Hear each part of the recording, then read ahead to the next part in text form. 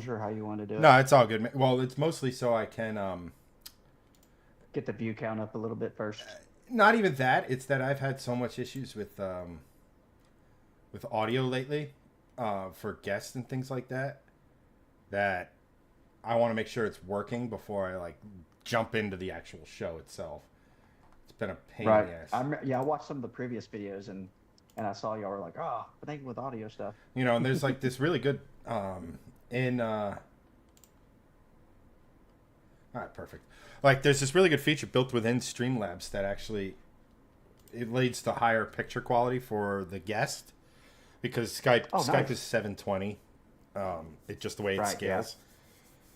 So Yeah, I wasn't sure if y'all used Discord or Skype or whatever what it was. yeah, so it was great. It was fantastic. It gave me a way of sharing both the stream, my desktop. So if we're reacting to a video or something like that, or a picture or what have you, I didn't have to like go three extra steps.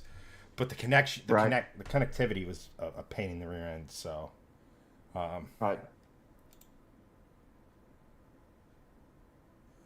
I would do that with Discord. Sometimes I would have my Streamlabs set up and I was like, you know what, I'm gonna put just chilling and look up some things on Facebook Marketplace, and share my screen halfway and the other half of me and just it's just fun. I just enjoy recording. yeah, no, it's like I said, it's everything you see is self taught. Like I used to use overlays and stuff, but everything Right. here is kind of like, oh, I'd like this little feature. Let me just boil it down here, and then okay, that led to this, that led to that. Like, and like I get an itch every like 4 months to completely change the layout, just the way my brain works. Or if there's like a new feature that I want to teach myself, it's like, well, I might as well just change everything just because I'm in it. But but yeah, welcome everyone to the Shifting Lanes Garage podcast. My name is Chad, and with me today is a new guest. It is Keith.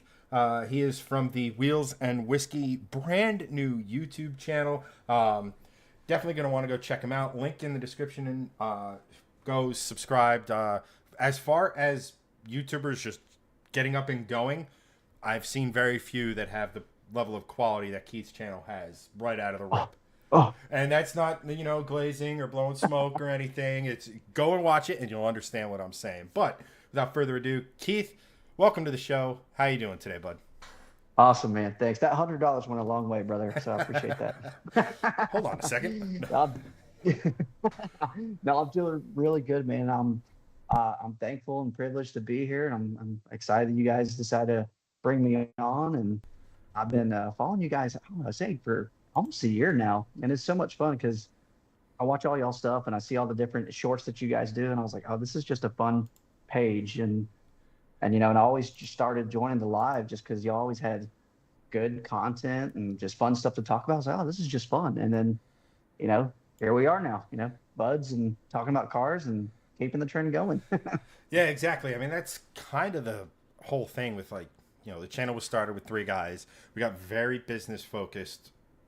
We still are focused business. Don't get me wrong. But then it was like, okay, how do we create content that we enjoy creating? And that's kind of where we landed. You'll find out. You'll be like, all right, well, I kind of like doing what I'm doing, but I kind of want to do something different. And Right.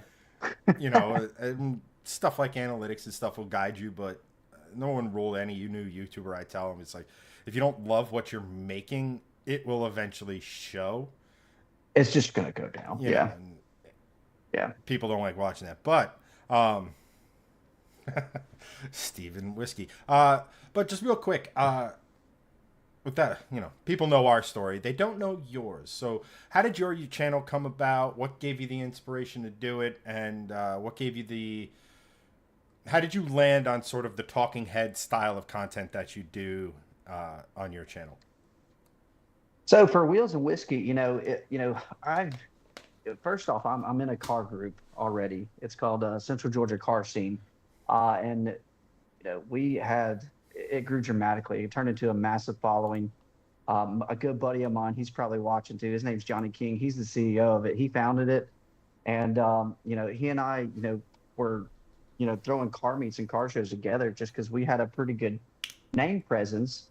And, we just enjoyed hanging out with car people and car individuals, and then I have another friend he's my pretty much my editor, I guess you could say. He does all my videos, my graphics. He helps me come up with content and stuff like that.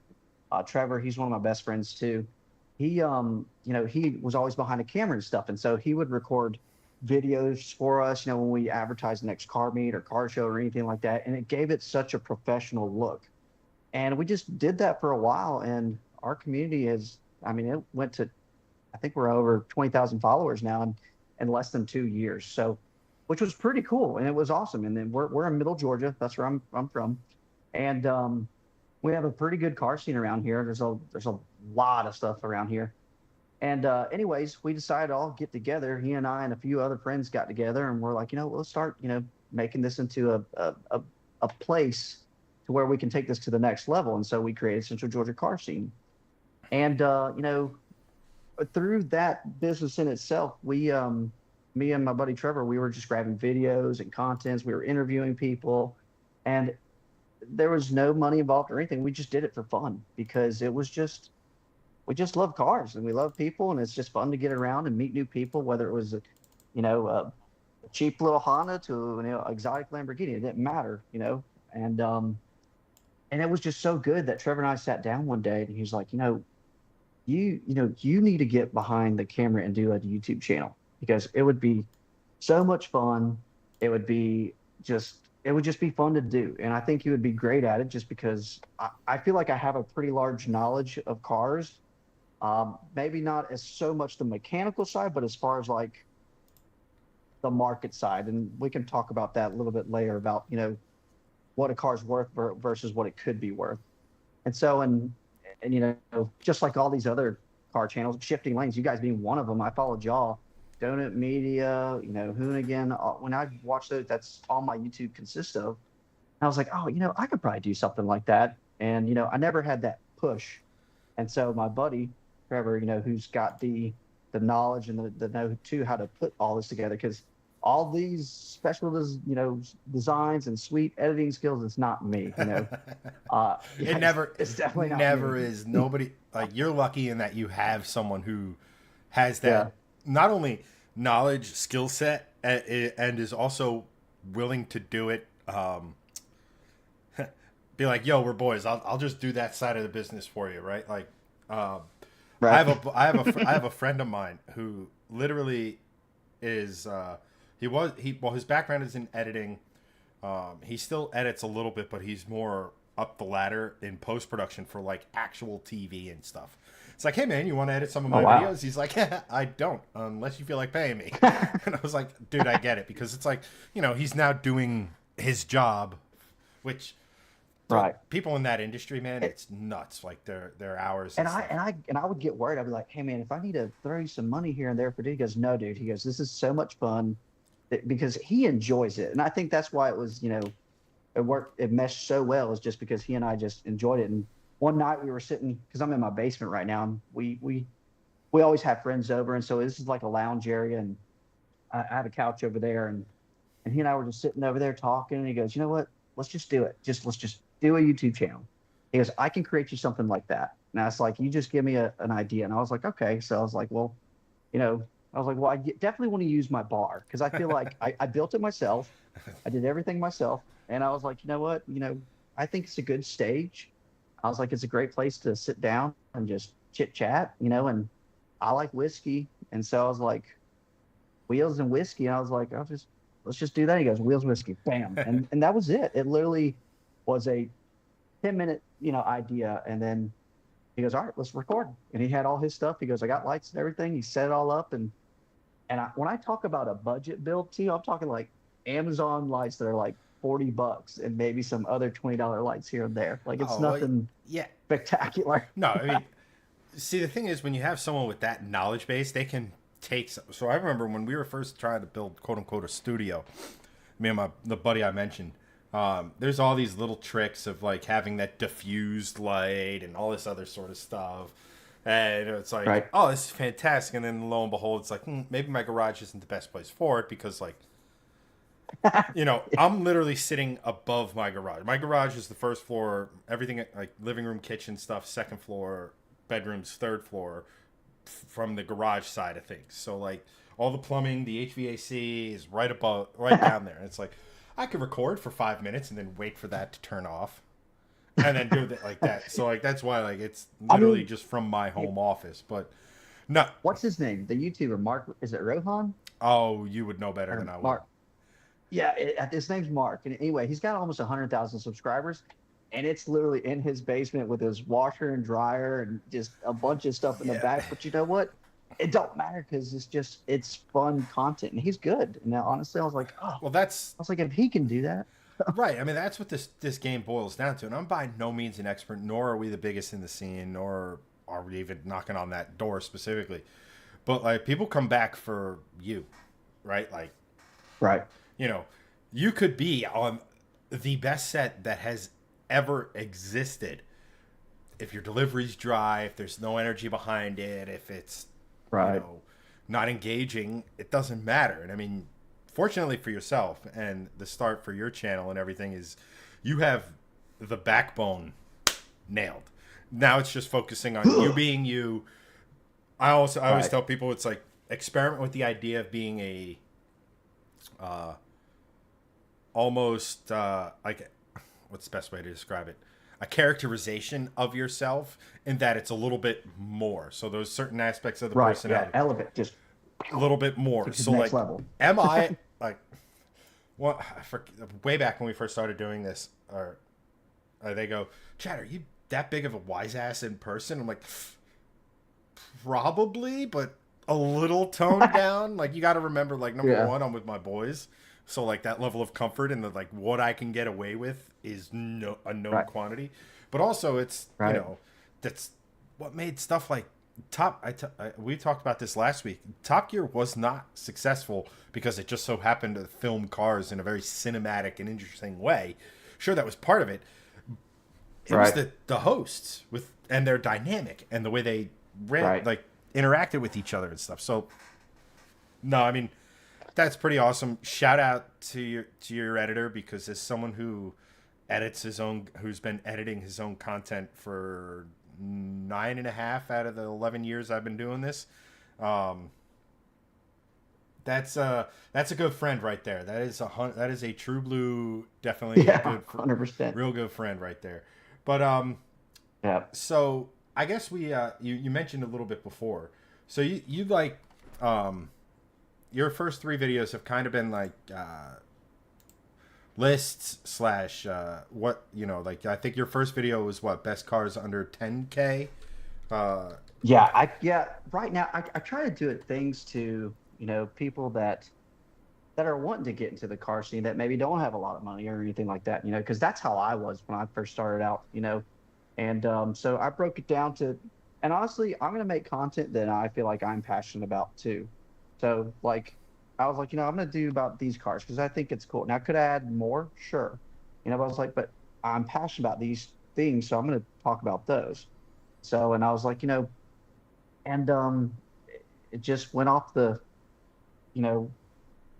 it's literally just us sitting down and saying, hey, what are we going to talk about? I was like, you know what? I really, really like Audi TTs. Like, that's one of my favorite cars. Let's do a video on it.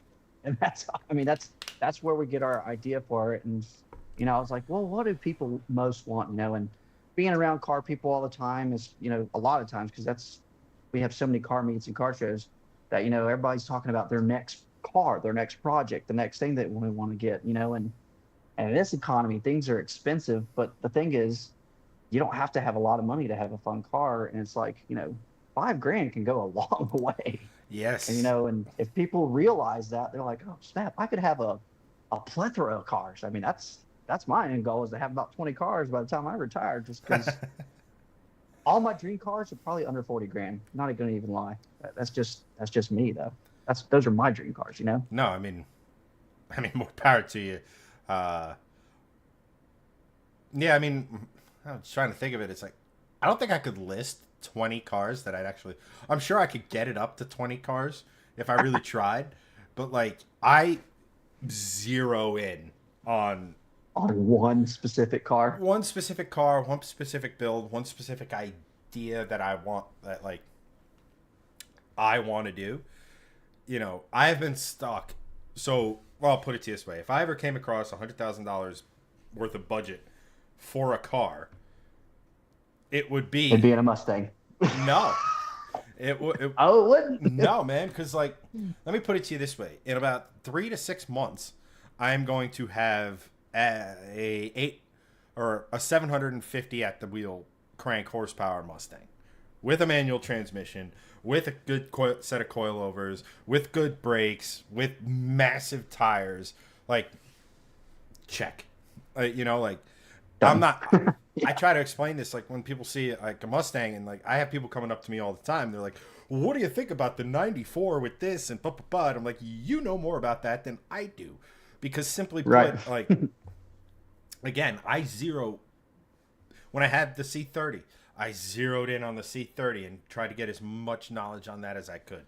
When I had my IS300, same thing. When now with the Mustang, you know, stuff with the different with the coyotes and things like that, and Right. just the potential there. And this is kind of, if you would ask me 5 years ago, before I got my Mustang, if I would consider having a purpose-built drag car or a drag and drive car, I would have told you to get stuffed, because that wasn't my vibe. My vibe has always been road racing, autocross. And Oh, that's fun stuff. you know, I've recently kind of gotten into drag racing a little bit more. I'm by no means polished. I am by no means what I would even consider decent, right? Because I've decided that I was going to go, you know, I'm going to try to get into the 10s or the 11s, maybe the 10s, with a manual car, Yeah. which is fucking one of the dumbest things you could. If you want to, here's the thing: if you have $50,000 and you want a ridiculously fast car, get a pre-facelift S550 Mustang, get a turbo kit or a supercharger kit, have it have a 6R80, get a couple odds and ends in here with that transmission, and you will have an easily 10-second car without trying, right? Like, that would have been the And see, just everything you just said right there just went. So, all right, so Because you're dialed in, you know? right. Well, I went into, so for, S550 Mustang is the generation Mustangs I have. The silver one was a pre-facelift, right? The one I have now is the facelifted one that I originally thought looked like a catfish, and it still has that sort of whiskery, kind of wide mouth catfishy look to it, but it's grown on me. Right. Yeah. But the preface and the 6R80 is a 6-speed automatic transmission that you can build to go into the 6s. Like, that's a pretty extreme side of it, but Lund Racing is proving that you can get factory componentry, albeit built in a Mustang, into the 6-second range. So a 10-second car with a 6R80, no problem whatsoever for that thing. But I decided that I was going to go the manual route, which in the base Mustangs of that generation, those manual transmissions are, knock wood, complete and utter dog shit. The MT82s, They're garbage. they're highly inconsistent. So I know people who have a low boost supercharger setup. Something weird outside. Low boost supercharger setup, maybe like 650 to the tire, and their transmission's loving life with the right clutch. And then I've also seen at Blue Sky and things like that, where they had a Roush Stage 3, and it literally, the input shaft to the transmission looked like a Twizzler that had been twisted. You know, it's just, there's inconsistencies with them. There's plastic as far as like shift guides and stuff, without getting too down the Mustang rabbit hole. So that's why the trans in the old car was built. That's why that is getting put into this one. But it's like, anyone who goes drag racing and does it in a manual will tell you, it's like, that launch is, when you're pushing big power or bigger power, like, and 10 years ago, 800 horsepower was a lot. Now it's like, you're not making 1,000. Peasant. Right, exactly, yeah. So like, it's tricky, but I come from an athletic background. I was into cars as a kid, don't get me wrong, but I was more into sports. So I was a football, baseball player, played baseball in college. and the shoulder doesn't really work properly anymore because of all of that. But I have that competitiveness and a challenge, so that's why I went with that. But it's funny you mentioned the TT because you're one of the first people who isn't like a journalist that I've spoken Right. to who's been a TT enthusiast. So how did Right. how did that come about? Was that it just like, oh, this is a nicer version of a Volkswagen, or is it like something about it that you You like? know, well, as you can see, I'm biased towards Volkswagen and Audi, but growing up though, let me take it back because there's a history where it comes to going into that. My grandpa Holly was actually semi-famous back in the day. He had a Ford Econoline. It's called the original backup pickup, and him and Bill Maverick, they put the motor in the bed of it, and they used to drag race it wheel standing backwards, race it backwards. So I remember going to see my grandpa all the time, and he did very well for himself, and he had a crap ton of hot rods. And so as a kid growing up, and he lived in Missouri, we would always go out there, and every time we visited, I just remember seeing all that stuff. And my dad was a gearhead as well, and so I grew up around a lot of American muscle. I got to drive, my dad's 72 Nova in high school a good bit, and that was a lot of fun. It was really, really cool. And I grew up just around American muscle. So once I got old enough to start making money, I worked at a motorcycle dealership. It's a local motorcycle dealership. They've been around. It's actually the oldest Honda dealership in the entire United States, Capital Cycle. Like it's actually pretty cool, and it's still there today. And I remember working there because cars are a big impact in my life, but I think the biggest though was motorcycles is what got me there. So I worked in sales, and I was like 18 years old. I went straight there, started working, and I was like, I saw how the dealership worked, how they would take a trade in on a motorcycle for like 4 grand and then turn around and resell it for like eight. I'm like, geez, gosh, they're making crazy money on that. That's awesome. And so I was like, well, shoot, I could do that probably, you know? And so I started doing, I was like, I'm gonna start getting into flipping cars. Back then, I didn't even know what the term flipping was. I was like, I'm just gonna buy something and sell it. So I remember as soon as I turned 18, though, I was like, you know what? I'm gonna get rid of my 2002 Jeep Liberty, trade it in. And I didn't know cars like then because when I say this, my first sports car, it's kind of a little embarrassing because it was a 2002 Mercedes SLK 230 automatic, our top convertible. I thought I was hot stuff, man. And now I'm like, God. And then after that, like I started, I traded it for a motorcycle because I already knew motorcycles really well. And then I ended up, it was a '06 636 Ninja. And then I was like, this is a nice bike. It's a good bike. I was like, this is worth a good bit. I could probably sell it. And I did. And I made money on it. I was like, oh, great. So I bought another bike. And I did the same thing for the longest time. Like it was motorcycles, just nothing but motorcycles, having tons of motorcycles and just enjoying them and fixing them up, making them look cool. Cause I saw it didn't take much to fix them, especially on a motorcycle. Crotch rockets, that was the biggest return you get on the profit side, just because if it's ever been down or if there's some problems with the fairings, you can buy a set of aftermarket fairings for like $400 and bolt them right on, and it's looks brand new practically. And of course, I'd check out for mechanical issues. I never bought things with mechanical issues that I could find, but I did that for so long. And then the first car that I got that made me fall in love with cars, it had a turbo on it, and it was a Mark IV Jetta. And I was like, oh man, he goes, and it was one of my first manuals too.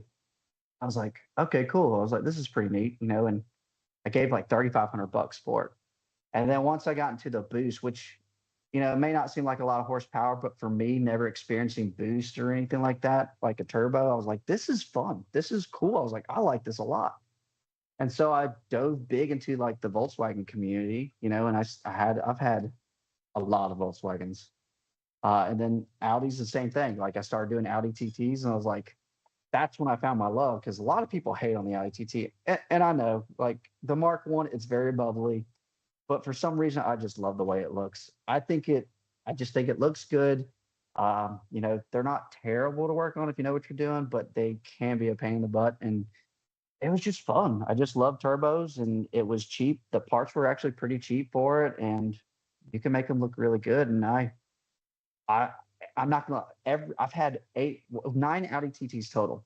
Every single one of them has made me profit. It's actually what helped me buy this house, just because I only had like a couple of grand in one. I turned around and sold it for a lot more, and I was like, oh, well, there's my down payment. And I was like, and I didn't have to pull that out of savings or anything. So, Well, I mean, free money, right?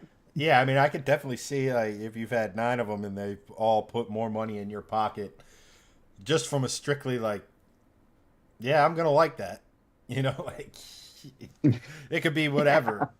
No, we've always said here that it's interesting to talk to people. What the cool thing about being in the car scene is that it's always interesting to talk to people because they might have a particular type of car that they're interested in that you would never have ever thought of, or like just Right. much like yourself. I was raised on American Muscle, and then like in college and stuff, that's when we really started like going down like the old JDM route. But like, Yep. if you had told me in college that Volvos would become a big part of my life, I'd have laughed at you for probably until I passed out. And then like it's the same basic thing, and then what you come to learn is you start talking to people, and it's like, whether it be like the Audi TT or something like Volvos. I mean, me being a Mustang guy is kind of obvious, right? Like to a casual observer, you're gonna be like, well, yeah, people like Mustangs. Yeah, sure. Like it's not much of it's not as conversational until you start Right. like getting into the weeds with them. But to me, that's one of the coolest things. And it's one of the things that also annoys the ever living crap out of me. Cause it's like, without question, I would get probably once a month, if not once every other month, someone at, whether it be Wawa or, because like by me where the Wawa is, there's the Wawa, there's the Applebee's, there's like, it's this big complex, and then there's a car show or a car meet in this one side of the parking lot. There's one on Thursdays, Saturdays a bunch of guys meet up, there's so like it's kind of like where car guys kind of gravitate towards. Me, I'm just going to Wawa to whether it be to just get a drink or get quick snacks, stop in real quick, or get some water or something like that. And some doofus in a Honda or kid who's really, really proud of the 300. Like, I think I may have told this story, but it's kind of apt that you're on and the shirt you're Representing. But I was parked one day, and these group of kids came up. One guy drives by. It's like a New Edge Mustang. It's like, all right, whatever. Like, he probably bought it for $10K, put an exhaust on it. It's cool, right? Like, I want to foster enthusiasm. I want these guys to feel like this is cool. Guy drives by, and he's got this EcoBoost in this really good color of dark green. It's not bullet green, but it's this really nice dark green. And black accents. Looks really, really good. And like most Mustang guys are going to look at that and be like, let me know when you get the other half of your engine, right? Like, but like that guy's really stoked about that car. He's really into that car. Right. He knows it's an EcoBoost. He knows he wants the V8 down the road. But like if someone with the V8 just goes out there and just totally shits on him, it's what I'm 40. Like, what is that serving, right? Like, yeah. So, but I'm there, and these cars drive by, and then eventually, because I do live in a rural area, the pickup trucks start arriving. There's always some asshat in a Duramax or a Cummins. Dude, or like oh my god, second gen Ram with a 12 valve that's like hanging on for dear life. It's like, please take the turbo off. And like they're all like they want making their turbo noises and stuff, and then roll cold. It's like, all right, properly size your turbo next time. And inevitably a kid in a Jetta pops up, and you could tell it had more than just the Wheelz exhaust body accent treatment, right? You Right. could just tell Right. by you could tell by a car's stance a lot of times, or the sound it's If it's making. truly built, yeah, So he exactly. had a bigger turbo on it. He had some bigger inject. He had put some, and I want to say it was like in the Mark V era. I don't know Volkswagens really at all, if I'm being completely honest. Yeah. He comes up and he's like, "Oh, that's 5.0. What do these things make like?" And this is when I had the silver Mustang, by the way. Uh-huh. And he comes up, he's like, "What do those 5.0s make from factory? 430, 460?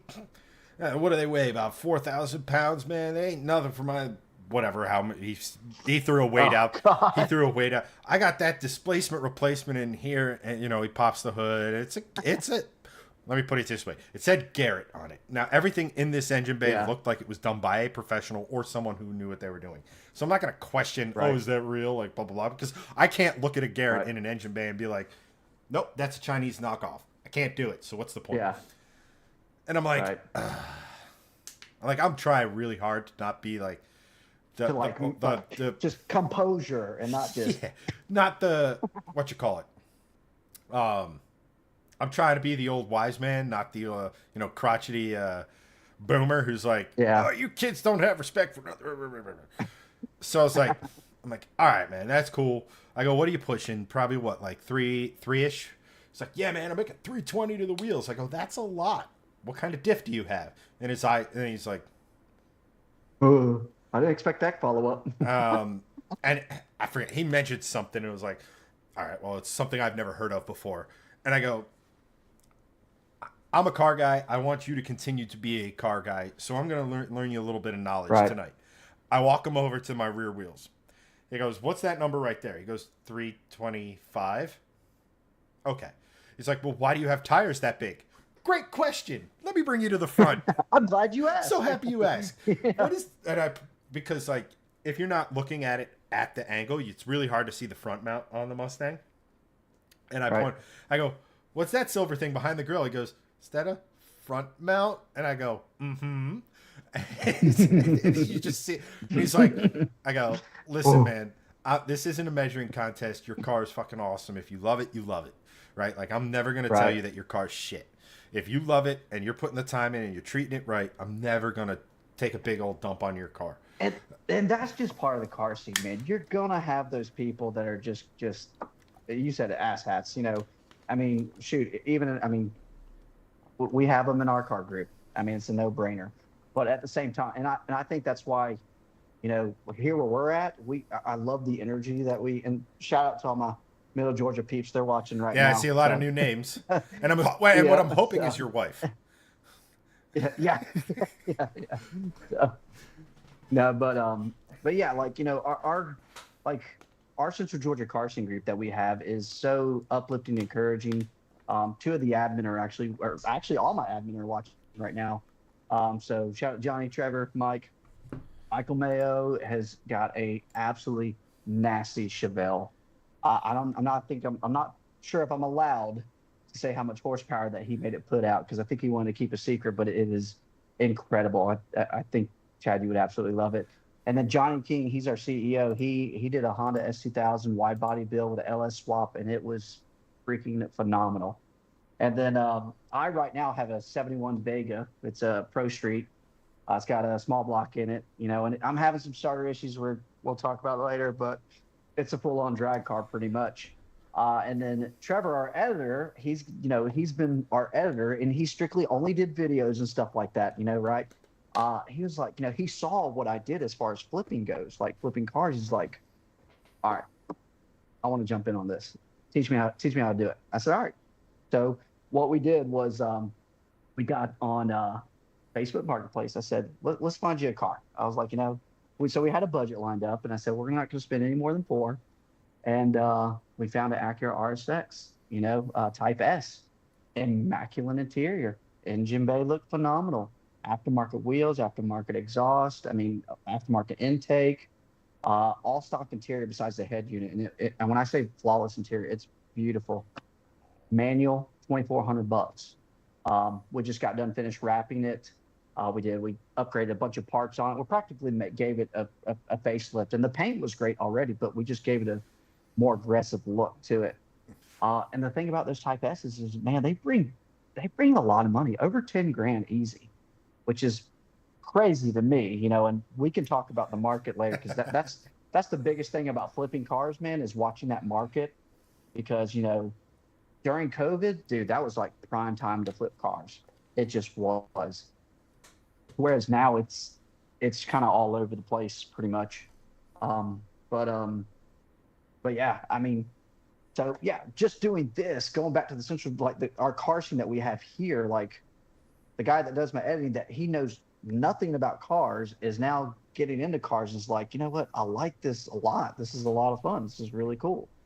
And then I have a bunch of other homies in the chat right now. Shout out Kyle, shout out Ummer. They all build some sick cars. So, and the best part I can say about all these people that I've mentioned and about our group here is we don't down anybody. We're not like, you know, if you got a, $2,000 Civic that, and you want to, throw some aftermarket parts on it, I'm not going to just go and make fun of it. I'm going to be like, if that's you, that's awesome. That's amazing. Then I go over to old buddy that's got $100,000 built, muscle car, and I'm like, I'm going to give him the exact same respect and energy. And I think that's what I love doing. I love the car scene and just the car community, because that's the fun part. And then doing stuff like this, like, I mean, like, that's how you and I met, was just through cars. And now here we are talking, and it just takes off. And I'm just rambling now. No, it's all good, man. Rambling. It's all good. No, it's just fun. It's one of those things, right? Like, you meet a bunch. Well, that's the thing. It's because, like, there's sides to the car scene and stuff like that. But at the end of the day, it's one of those things where we all start somewhere. So if you have that $2,000 Civic and you're working on it and you're wrenching on it and you have a vision of it and you're working towards that vision, well, not only is that what we all do, just budgets are vary. It's a great lesson for life. It's to have a goal, figure out what I need to do to accomplish this goal, and whether it be learning new skills, whether it be learning how to reach out to people who are more knowledgeable and being able to have that conversation and being able to learn and assume, different viewpoint, or not assume, but like to get different viewpoints and all this other sort of stuff. It's a great lesson for fucking life. I tell someone, it's like, if you want to get into cars, it's going to teach you a lot of things. Is it easy? It's as easy as you want it to be, right? Like, if you don't want to work on the car, well, then you're going to have to work harder somewhere else to pay someone to do the work on the car for you to, again, get to that goal. But, like, the whole concept of taking a dump on someone's build, if they're now, there's two sides of it, right? Like, if this is someone who's got a passion and they're working towards it, and you can see that in the person when they're standing next to their car, as opposed to, someone who doesn't give a shit or is disappointed or whatever. Right. Like, that's an attitude that you should foster, because in 10, 15, 20 years, who's the car scene going to be? Whose hands is it going to be in? Right? Like, exactly. If we continue to dump on these people and just be like, what's that? Nah.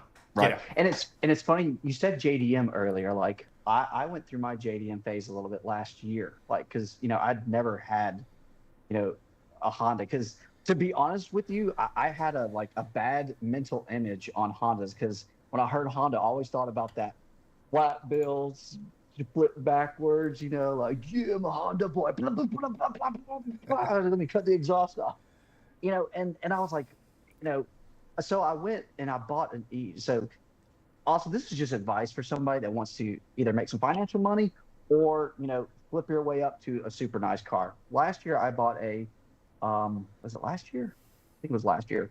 A Honda Civic EG for $800. $800. The guy said, "Hey, look, it'll run and drive, around the neighborhood, but other than that, I wouldn't take it anywhere else because it needs an alignment super bad." And I was like, "Okay, cool." So, and it was a god awful color, and the paint was falling apart. So I went and I got my buddy to help me get it. and we took a trailer out there, looked at it, and I was like, man, $800 for a car that runs and drives with a clean title, that's a no brainer for me. And it was a manual. I was like, I'm sold. I'll buy like 1,000 of these. And so I bought it, and I found out really fast why people like Hondas, because they're freaking cheap, bro. God, everything was cheap on that car. Like, I took it and I wrapped it, and I told myself, I'm gonna do something absolutely obnoxious to this Honda EG. Like, I'm gonna wrap it like just stupid. And so I wrapped the whole entire car into forged carbon fiber. Like, it was not meant to, like, oh, I know I got so much hate, but the love that I got for it was much higher. And let me tell you why. So I took $800, and I probably put maybe 2 grand into it. And I ended up and I had it listed. This is during, so it wasn't last year, it was like 2 years ago, because it was when COVID was still like starting to dwindle down. EGs were top dollar at the time. Like, they were crazy high. And so, and the interior was in great shape, but I took it, I wrapped it like that, and I always let the person know, but look, underneath this wrap, it's not the prettiest. I said, okay, so that's why I wrapped it in forged carbon fiber, because it has a lot of defects in it. And I told him that. And man, I ended up trading it for a $7,000 motorcycle. And I was like, oh yeah, it was a Honda CBR 600. It was absolutely beautiful. The guy desperately wanted an EG, and I'm all about Facebook Marketplace. Facebook Marketplace makes my money. And, I love it. And I always look at, the oh God, what's the word? Like, whenever you can see all the different numbers on it, the stats, or I guess the stats or the insights on it. To see that car had over, like, I think it was 3,000 saves. Like, people, over 3,000 people had saved that car, and I was like, oh my gosh! I was like, that's crazy. And but no one, of course, bought it at the time, so I ended up trading up, and then I sold that bike and made great profit. And I was like, that's the reason. And all it was an $800 car. So for people out there that are wanting to get, into the car scene, you don't have to have a lot of money. You really don't. And, and you get to be a part of something cool, which is huge. And I think that's the biggest thing that I express, is that anybody can be in the car scene, whether it's a manual, it's an automatic, it doesn't matter. If it's your car, if it's your build and you're passionate about it, that's the main thing. And like you said, taking, this younger generation that's coming up, like, when I go to the track, I see a lot more Hondas now than I see classics, to be honest with you. But it also depends on the day. But because, my generation, which I'm 35, I feel like my generation, they're all about, like, oh, we're buying cars that were our dream cars now, like, are like the 90s, because now we can afford those. You know what I mean? It's not like, when I was growing up, like, my dream car would have been like, oh, I think at the time it was an Acura RSX. I was like, I want one of those. That's sick. That's really cool. I can't afford it though. Now you can go and buy them for under 3 or 4 grand all day long. Yeah, and I mean, so, when I went through my quote unquote JDM phase, like, never actually went the Honda route. I mean, I bought an IS 300 as sort of the first car. That's a great car, dude. As my first, like, this is the car I'm buying. And with my money, it's the first car that I get to buy. It's like, not like, my father's not like, nope, you're getting this kind of a thing. And, I learned pretty quick, oh, got a 2J. Well, it doesn't have the 2J, but doesn't matter. Like, right. And then you go down the rack. It's a 2J. I don't care what you say. Well, not for nothing. If you ever go back and watch the original Fast and Furious, and the scene where they pull up the artist formerly known as that Supra that was all charred and in a fire, when they go googly over it, oh my God, it's a 2J. You could tell right off the rip it's a GE, aka the NA block, because of the intake manifold. Because in Toyota's infinite wisdom, instead of having it like be off to the side like you would think, it wraps over the top. So guess what you have to remove if you want to do, I don't know, spark plugs just to get to it. Got to move the antenna. But the thing of it is a lot of people actually end up building the GE blocks because they don't have the oil squirters, because there's more meat to them, theoretically speaking. They're making, they're still capable with the right internals, well over 1,000 horsepower. So it's like, but like I started getting into that, and I was like, this is really cool. The car was a manual. To this day, oh man, dude, I bet you miss that car. There's a part of me that misses that car, and there's a part of me that doesn't. I miss that car more when I had the Volvo, because it was like, for whatever reason, I like rear wheel drive cars better than front wheel drive cars. What? No way. I mean, most people are that way. I love I prefer rear wheel over front wheel. I agree. But also, I live in New Jersey, so like snow is a very real thing. Right. So it's like you get people like, nah, I ended up going for with the RSX, the pick a fun front wheel drive car. But now that I have the Mustang, or have had the Mustangs, I'm like, so my end goal with the IS300 was always to make it an IS500, i.e.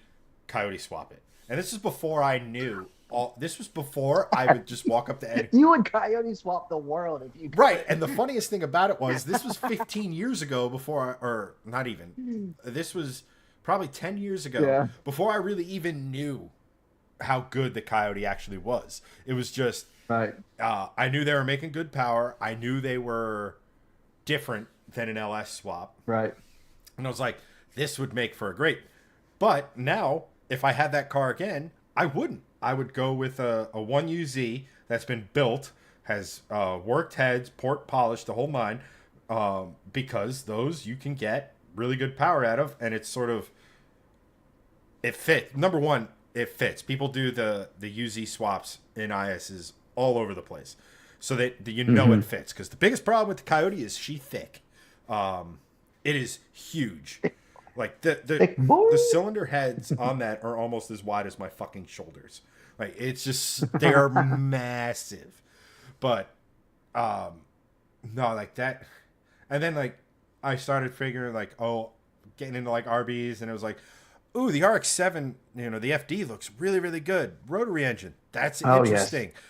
And then as I got older, I was like, I would so K-swap that. Like, just because a bunch of my buddies have had rotaries, the amount of time. Oh, they sound nasty, dude. There's nothing like the sound of a rotary motor, dude. I love a rotary as long as it has 3 or more. Mm-hmm.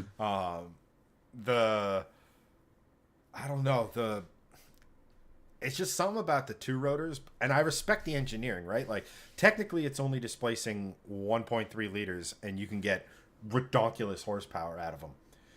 But there's just something about them. They're just not for me, right? Like, I'm not shitting on rotaries. I'm not going to sit here and tell anyone, don't get a rotary. Make sure you understand what premix is if you do. But, no, like, right. But like, circling back, we were talking about that. It's sort of like if $100,000 fell in my lap, would I get like, pissed off? Would I get a GT500 Mustang, or would I do this Corvette or that? I would. Right. My dream build is to get a 1970s Datsun 510 coupe. Oh my God, yes. I love that so much, dude. And put a fully built, pissed off, making well over 300 horsepower, naturally aspirated K motor in it. Back it up with a good manual gearbox, a good, good suspension setup. Set it up for grip, so make sure it mechanically has, more grip than power, right? Like, you've had enough cars to know when a car has more power than grip, and vice versa. Mm-hmm. And just, I love that you said, because going back to that, like that right there was, like JDMs are great, but then when I didn't really discover JDM classics until last year. I was like, holy shit, they made a Corolla coupe. I was like, a classic. Was like, that thing's sick. I fell in love with the way it looked. I was like, and just like you, I was like, oh my gosh, let me think about what kind of motor I could build and turn that into a daily that just rips ass down the street, because and it's Japanese too, just because, man, classic JDMs, they have a special place in my heart now, just because I've never owned anything like that. I came so close, and I've been looking for like a 240 or something like that. Because if I like you, if I was to do something, I would want to do one and do an LS swap one. Because there's a guy locally that's got one. And dude, it's absolutely nasty. It's incredible. My neighbor's got like four in his yard over there, and one of them has an Ellis in it, and he will not sell it to me. And he's super cool, dude. Super cool guy. But but yes, I'm so glad that's a great build. I hope you get the 100,000 so you can do that.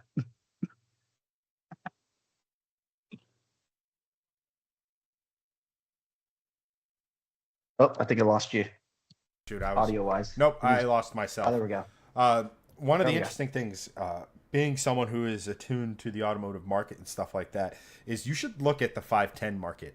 Pre-COVID, it was like, oh, I could get a chassis that has no rust, like a good roller for like Uh-huh. 5 to 6K. Now it's like triple that. It's like, God Yeah. damn it! Why did people like? Yeah. I always. It's one of the funniest things. It's like I tell people all the time, you should follow me around, and if I start talking about a car a little too much, Too much? regardless, and If it's it's not set- from a market knowledge or anything, but if I say Follow the trend. It's about to get you should buy it now, one 'cause it's about to because be- I'm too dumb to actually pull this. Like this same thing happened with, I had a chance at an R32 Golf, Oh. and I was like, Oh, yes. Nice. I thought you were about to say Skyline. I thought about those, but like, right-hand drive poses problems. But I did think. What year was the Golf? I forget. This was, I want to say in the Mark 3 or 4 Mark 4? body style. Yeah. It was with the VR6. Yeah, that's probably a Mark 4 or Mark 5. Somewhere in that neighborhood. I don't think But- it was Mark 5 yet, because this was back in 2008-ish, 2009-ish. Yeah, and if it was the R32, that would have been pretty expensive because that would have been fairly new. And it was But yeah, Mark IV. But so here's the crazy thing. When I bought my IS300, within $5,000 to $6,000 of the IS300 was an R32 Golf, which I had wanted. That was one of my, before I got my driver, or I'm sorry, the VR6 was one of those things I wanted to have my hands on before, like, I really knew what it was. Like, just the way it sounded, the fucking, Right. it sounds like a pissed off Wookiee having the best sex of its life. It's just fantastic. Great. And then there was the IS300, and in the same Yep. price range was a pre-fixed headlight. Again, the years escape me.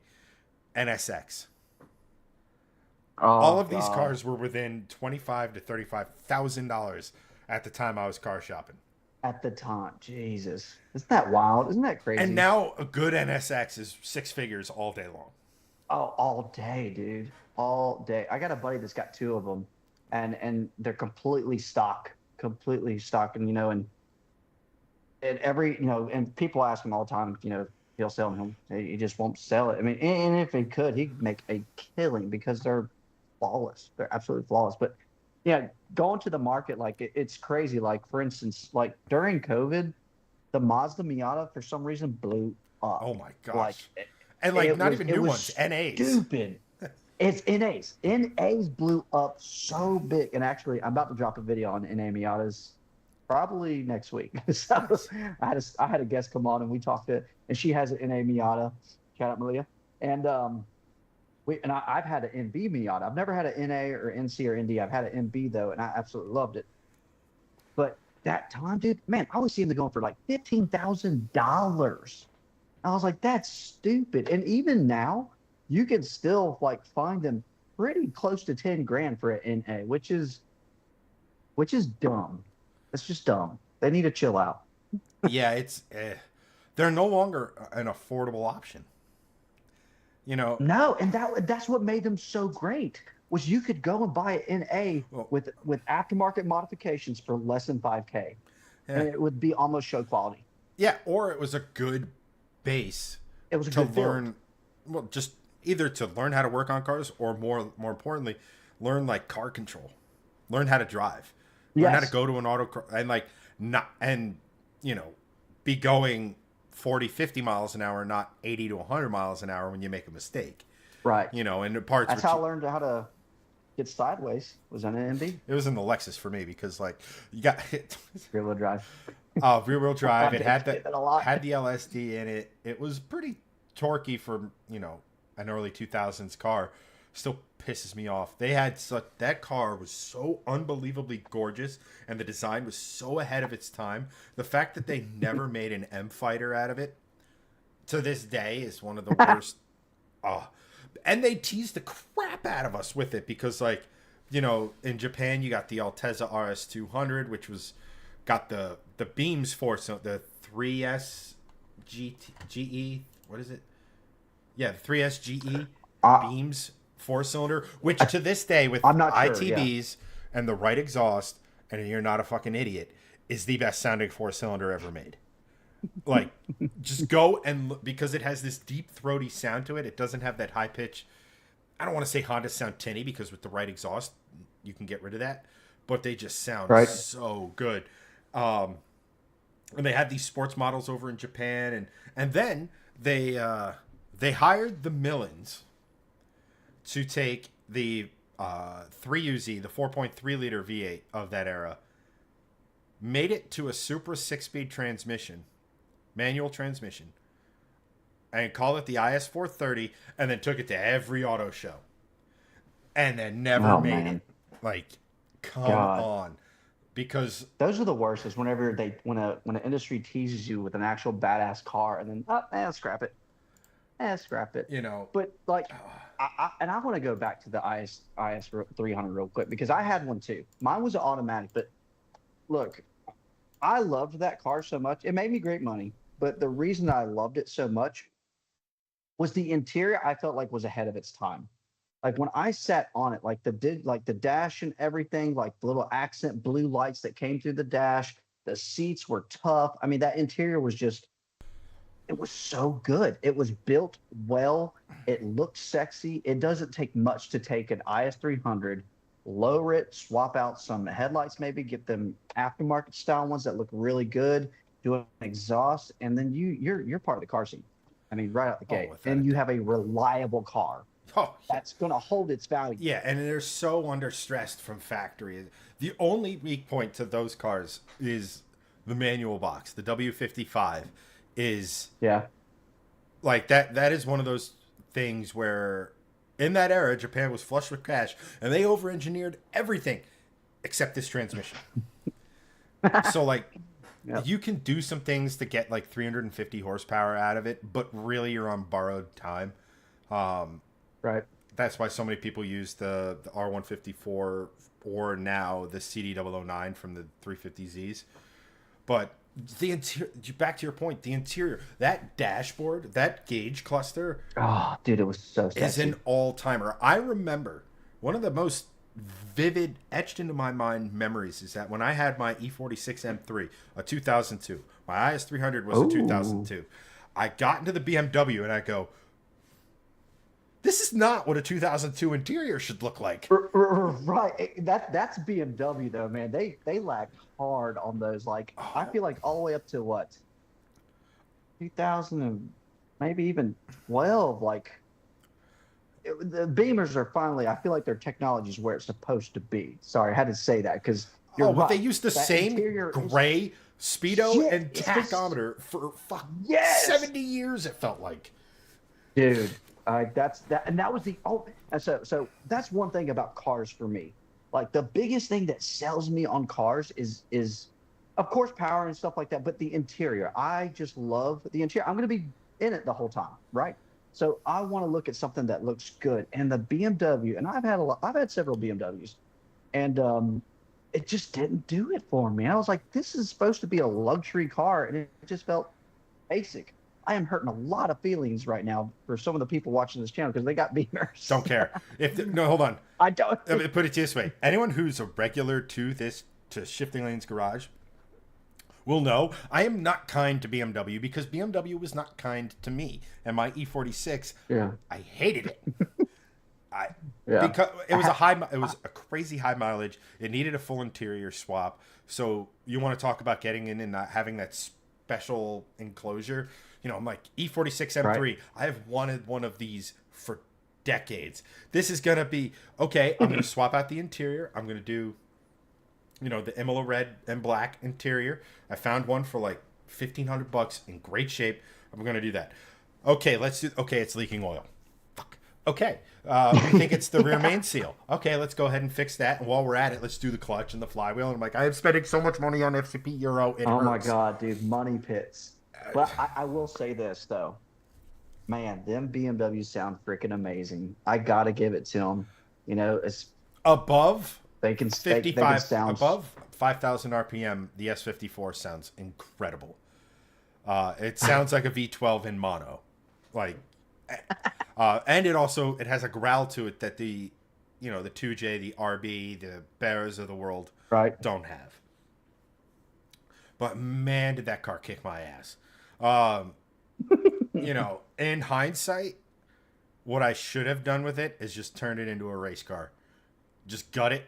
And be done with it. Get the trans refreshed, put some sort of, not early 2000s individual throttle bodied straight six that is amazing, but requires, you to shim the fucker every 10,000 miles. In hindsight, like an LS, or actually probably LS would have made the most sense, just because at that point in my life, I was really, really itching to get a C6 Z06. Right. Ooh, yeah. That's what my dad has. Dude, it's nasty. Oh man, that was the car I almost got before I got my first Mustang. It was actually the car I almost got before I got my second Mustang. The problem was that they were just a little bit. They weren't like out of budget, but they were a little bit more expensive. And I'm a horsepower addict, and yeah, the Coyote. I mean, again, I'm gonna sound like I'm a salesman for Ford, or it's like, come on down to Chad's Burritos and Coyotes, get yourself a great meal and an awesome V8. But it's just what Ford did with these things, man, and the amount of power you can throw at them, like, is ridiculous. Now they will not make LS Power NA. Right. They're good, but displacement still is king, But I was like, and also why I ended up with a second Mustang was all of my parts will just go onto it. And I don't have to spend another, X amount of money. I mean, I spent a shit ton of money on parts for the first Mustang. I only have to have them put on again. It's a little bit of a pain in the ass. Anyone out there who needs a Gen 2 Coyote, let me know. I have one for sale. But it was just that thing. And then, like, I start talking with the shop that built the Mustang, and they go, oh, yeah, we might knock on the door at 900 at the crank if we do X, Y, and Z. I'm like, well, Dale, yeah. Fuck. X, Y, and Z. How much does X cost and how much does Y cost? Well, that's the thing. It wasn't as much as you might think. It was a different intake manifold, a different throttle body, and go. Because, like, you can be so much more aggressive on a Gen 3 Coyote because of the direct injection in addition to port, because you can control the fuel so much more precisely. Now, right. It flips when you get into above like 1,200 horsepower, and you're basically just using DFI as coolant at that point. But up until that threshold, they're really, really good. And I was like, well, yeah, might as well have a way more powerful car than the car. Like, I'm sure you get it. Than what I intended. Yeah, I get what you're saying. But I'm smelling what you're sniffing. Real quick, before we kind of hop in, because I do want to get into, you're doing something really, really cool. It's something Greg has actually talked about on this channel. Oh, to those, we're an hour in and I haven't addressed the elephant in the room of no Greg tonight. Greg's job is, once again. Greg looks good now, doesn't he? Yeah, and that Southern accent, man, it speaks to me. I know, right? I do declare. But, yeah. So, but you have a really cool story. But before we do that, I want to take a quick break. I just want to refresh my beverage. So if you want to stick around and talk to chat, you're more than welcome to. Otherwise, take this opportunity, refresh, use the restroom, all that sort of fun stuff. But I will be back in a couple minutes. Steve, Cool. entertain Keith. I'll keep chat busy. Yeah. I'll keep chat busy. Behave, chat. But He's a special guest. well, hey guys, I really appreciate you guys tuning in and subscribe to the channel. You guys are pretty cool, and this channel has been awesome for me. I'm sure a lot of you followers know that follow Shifting Lanes. These guys are great. They're super fun to be around. They have great knowledge, and they're just cool. And yeah, I just started a YouTube channel just because I just enjoy talking about cars. Like, I think my wife wants to kill me because every day, like, we'll be driving around like, oh, look at that, ooh, look at that, and I could go for hours and hours. So it's more fun than anything. So, yeah, that's pretty much it. And Steve, Doug, yeah, Wheelz and Whiskey. It's Wheelz with a Z. Feel free to check it out. And if any of my Middle Georgia peeps are tuning in, appreciate you guys for coming on and showing some support. So if you want to check out more stuff, you can go to on YouTube, Wheelz and Whiskey. I got only 3 videos up right now, but I feel like they're pretty good quality. So, but we also have a TikTok as well, Wheelz and Whiskey, which not doing much, man. This is something I do just for fun and part time. And it's anybody can do this. I mean, all you need is a camera and a buddy to talk cars. So if it's something that you're wanting to do, you don't have to have any special tools or anything like that. Just take your iPhone and go chit chat with somebody. But yeah, we're just gonna be. If you're watching the YouTube channel, we're gonna slowly talk about different cars.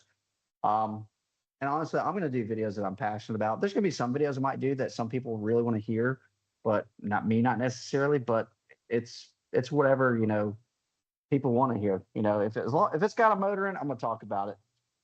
Do I know a Jared Pink from the Questionable Garage? I don't, not off the top of my head. Maybe if I knew the car, if I saw them, possibly.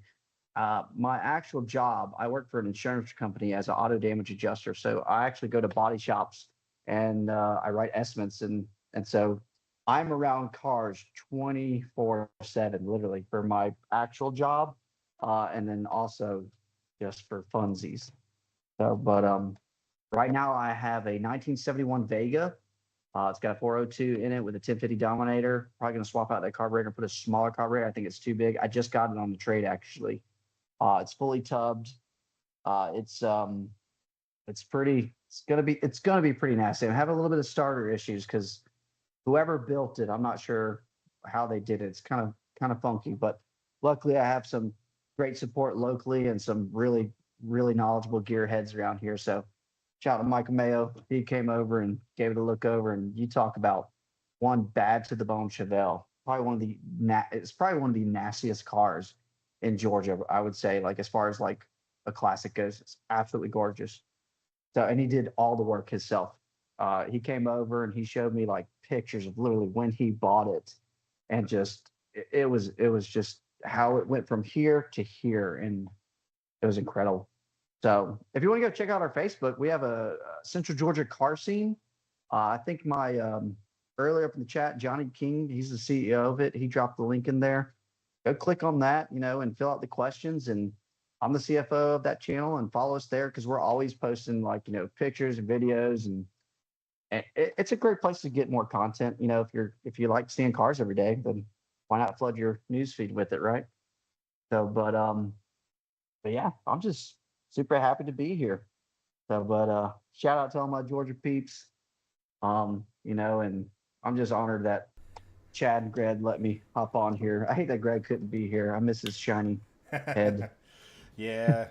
One of these, by no means, so we'd say this to every guest. It's, well, once we're about this far along into the show, we get a gauge. But you're always welcome, man. I personally love having guests on the show just for the new perspective.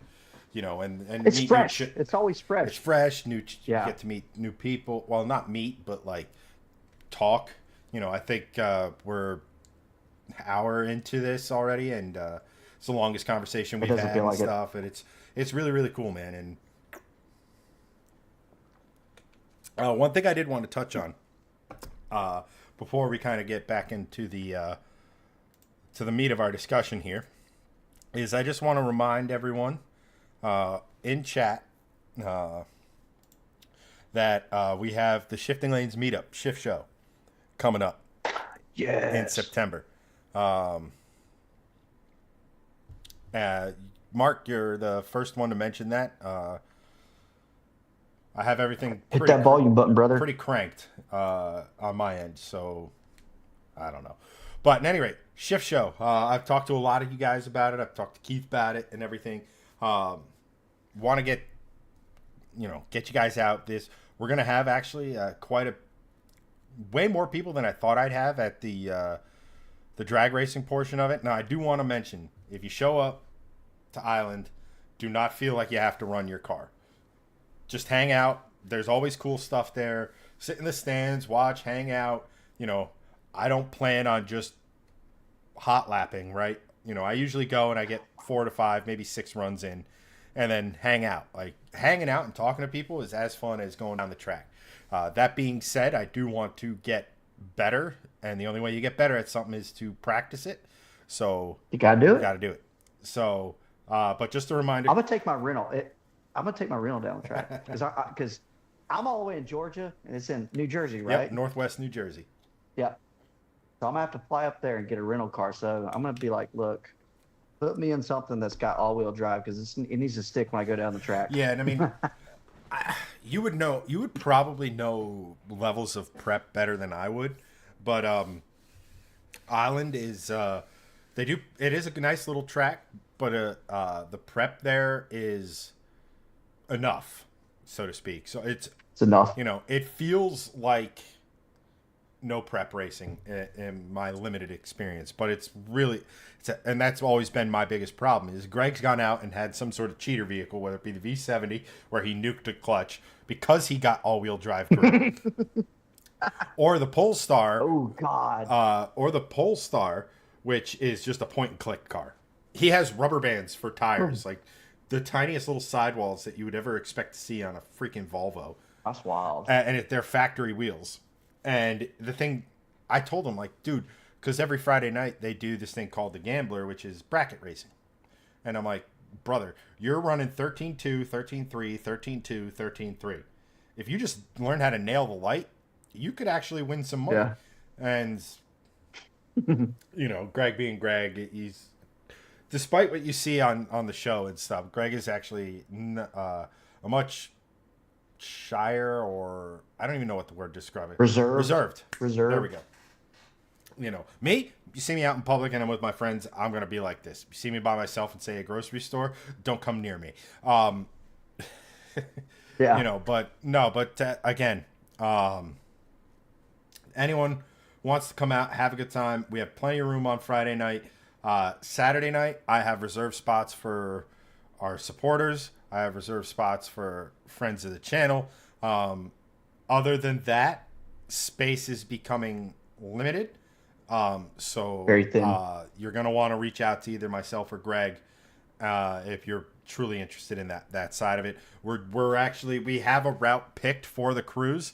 We're just now trying to work through Google Maps so that it doesn't just show you. It's like, hey, this route goes through Northwest New Jersey, goes along the Delaware. You could actually probably, in certain spots, you might be able to throw a rock and hit Pennsylvania, which I suggest doing. But sure, there's more to that story. let me put it to you this way. There's a toll to leave New Jersey to go into Pennsylvania. I think it should be reversed. We should be charging $20 for anyone from Pennsylvania to drive in New Jersey because they clog our freaking highways. Doug notwithstanding. But yeah, it should be a lot of fun. Again, it grew way bigger than I thought it was ever going to be, which means I'm kind of now inspired to do more stuff like this. Try to do something for the spring of next year to almost a little more official, because this is just a hangout, right? Like, this is just, we have a spot, we're gonna hang out. I don't have anything special planned, other than just meeting everyone. So At any rate, with that being said, Doug, who's our resident Pennsylvanian, I'd never pay to go to New Jersey. See, everybody wins. If Pennsylvanians don't want to pay, I'm okay with that. I will pay for Doug to come into New Jersey. But that list is very short. But at any rate, two things I wanted to touch on. How did you come across the name Wheelz and Whiskey? Because most people in the automotive space don't really want to be, next to alcohol. But as someone who's, as we've all done it, we've all sat down in a garage and talked cars, whether we're working on a car, cracked a cold one, had a glass of whiskey, or whatever your particular poison of choice is. How did you come up with that name? Oh gosh, it was just me and one of my best friends, Trevor Harry. He's also my editor.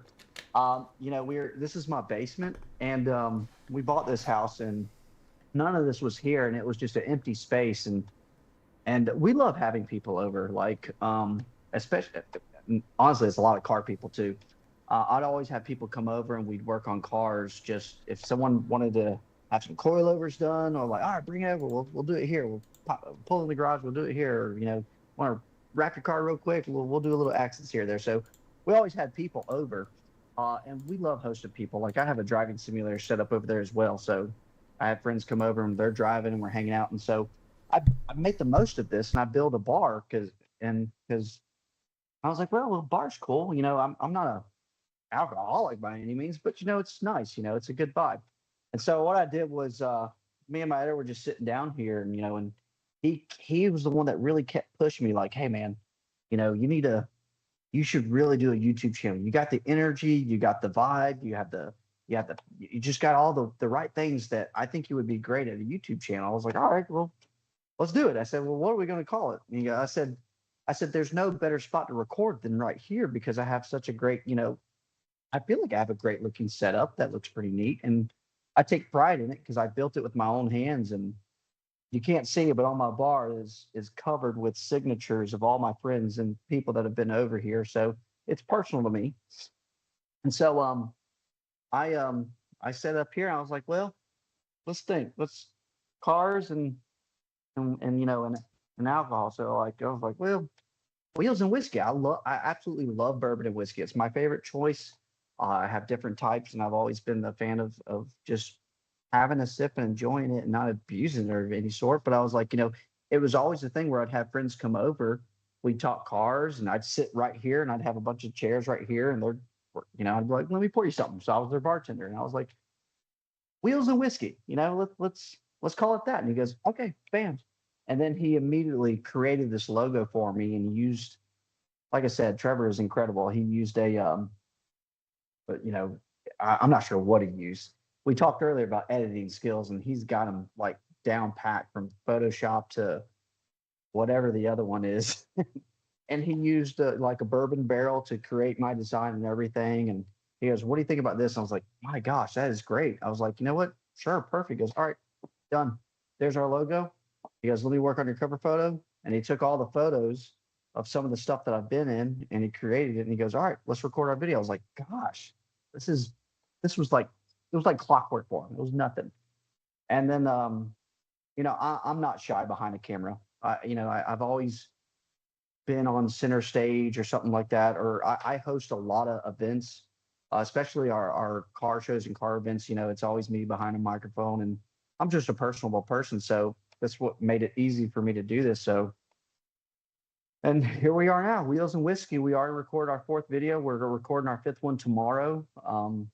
And it's taking it to this level. And then you guys happen to notice it, which was really cool. I'm honored for y'all to even give me a shout out, and even have me on here is huge to me, whether y'all know it or not. This is a massive, like, it's just awesome. Just not just for the opportunity to talk to you guys and hang out, but just to talk cars. Like I was talking with the chat earlier, and I feel like anybody can do this.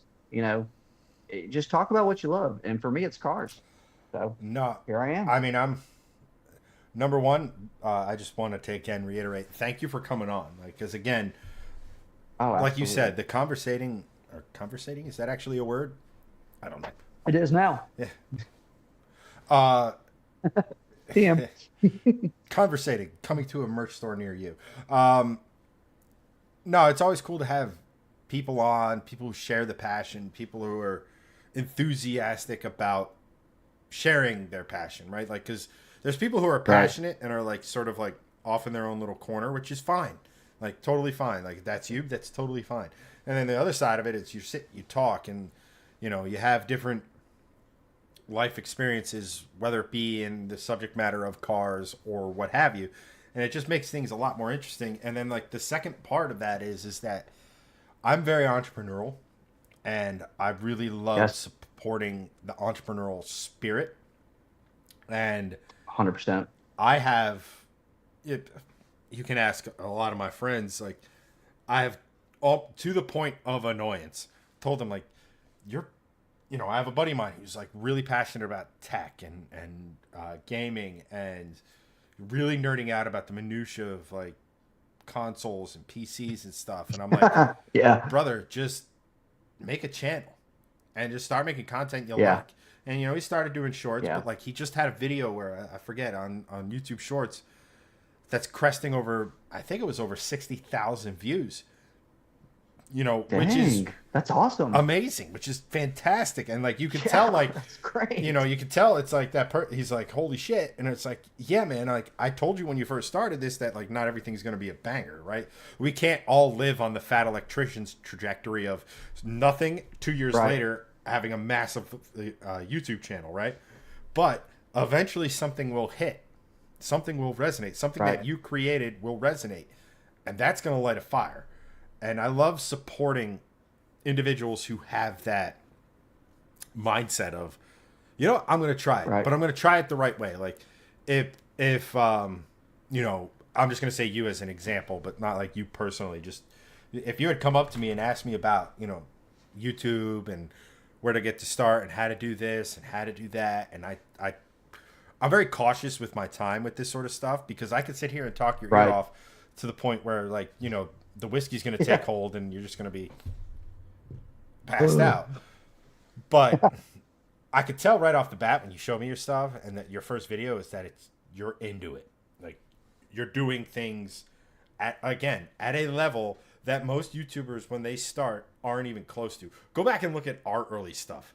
I mean, most of our early stuff Yeah. we're shooting with a cell phone or a GoPro, and it's just word vomit. We didn't really understand the concept of keeping a viewer's attention. We were just hanging out. And then we refined our craft as we realized, holy crap, this opens doors. This is a viable source of income if you really. Now, we got lucky because like YouTube now it's harder to make money on YouTube now than it was, or even get monetized, than it was when we were first kicking. Right. Like even 2 years ago with shorts, it's a lot harder to get monetized on shorts now. I think you need 1 million views in a 90-day period, which isn't impossible. It's definitely possible, but it's crazy. But like, this is a long-winded way of saying that, I want to help support people like you and anyone else in chat. If you have an endeavor that you're passionate about, that you want to share, that you want to grow, and it's of that mindset, let me know. Because if it's legit and it's, what have you, I love supporting that. Chad will tell you, I've supported my friend's business and it's arts and crafts. I do not have a single artistic bone in my freaking body. I do not, my brain just cannot wrap my head around that sort of stuff. See, even now, it's falling apart. Yeah, well, I mean, some might argue that would be concussion number 4 when I was playing football was the start of that. But no, but thank you for coming on, and thank you for sharing your passion, and thank you for for being an example, right? Like, well, I'm really humbled, and I greatly appreciate it. And I just want to say something about you and you and Greg. Like, I remember like I started watching y'all's live. Y'all started announcing. I was like, I'm going to tune in, and I think what's so cool is seeing the difference between like for instance me versus you. Like as far as mechanics go and like knowledge of like specs of motors, I don't have that, not yet. I'm still learning that. You know, so I was super interested when I watched you and Greg's channel because I was like, oh man, they really dive in into the very fine details of cars and stuff like that. And I was like, oh, I love this. And I started watching, I started following, I started tuning in because I was like, it grabbed me. You know, whereas me on the other side, like I've had over 70 motorcycles and 80 cars. Like that's the honest to God truth.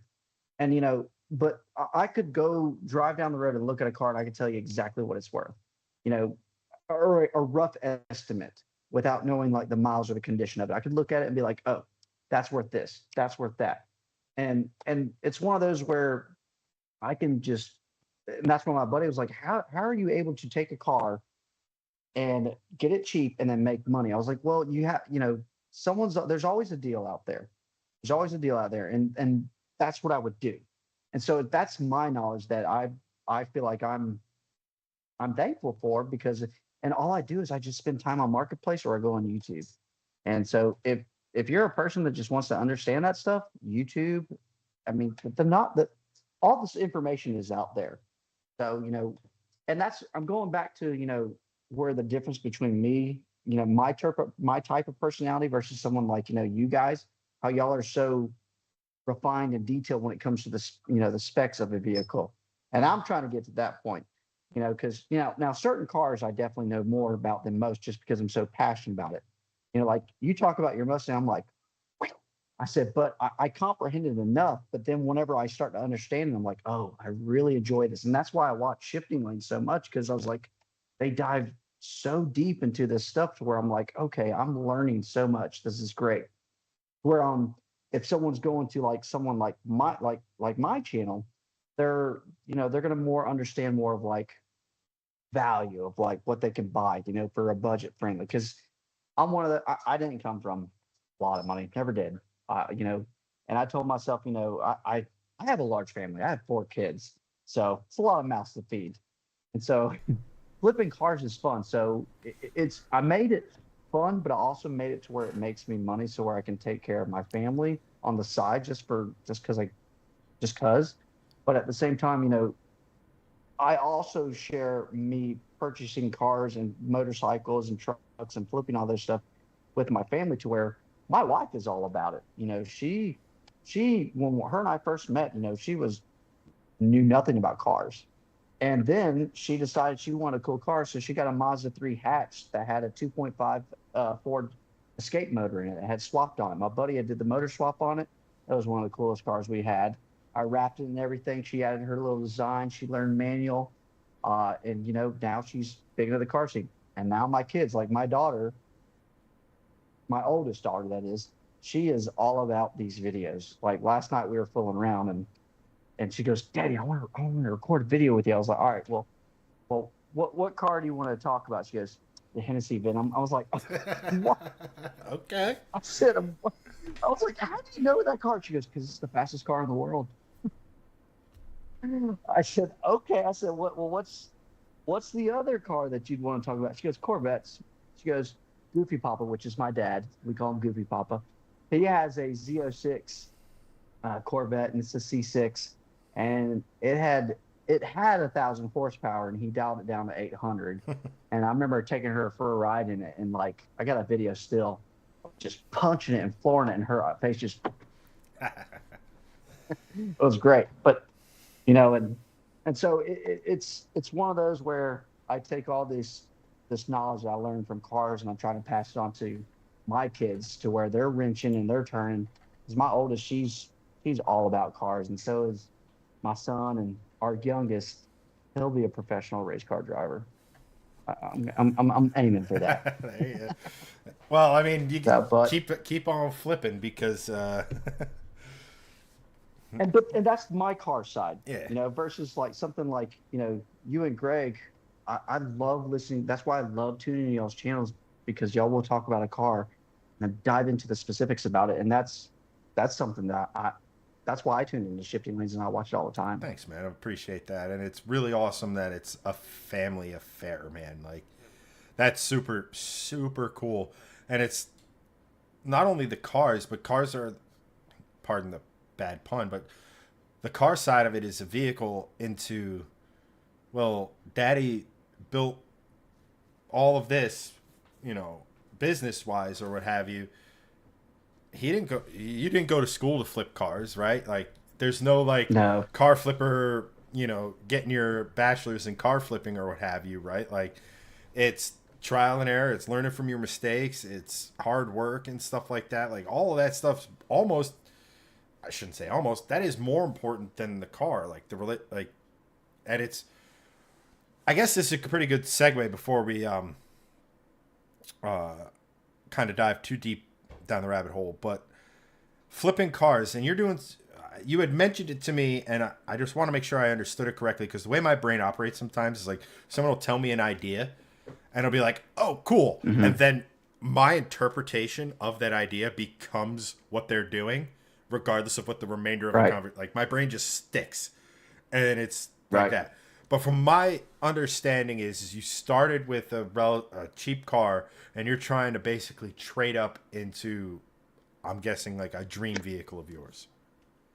Yeah, for instance, a prime. I'll use my Audi TT. This has just happened recently.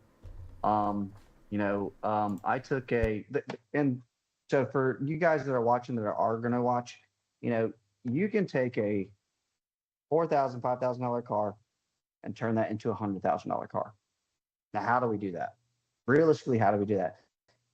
I think the first thing to know is, and that's the hardest part, is knowing the market.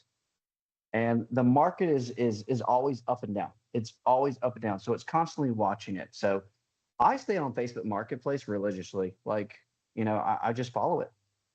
Where I live in Georgia, I live in the South.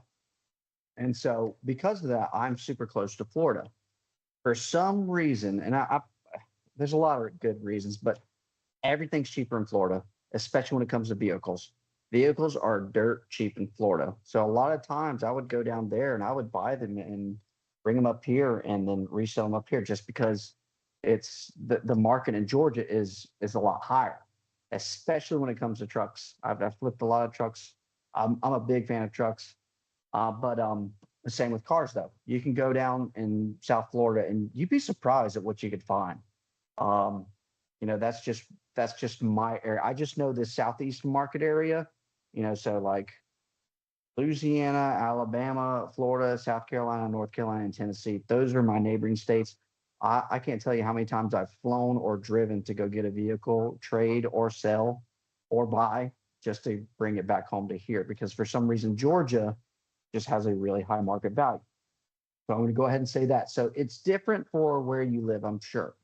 So first thing, figure out your market, understand what's worth it, what's good, what's bad, what's going to do that. But also understand, the car scene. There's a lot of different types of car scenes out there. There's a ton.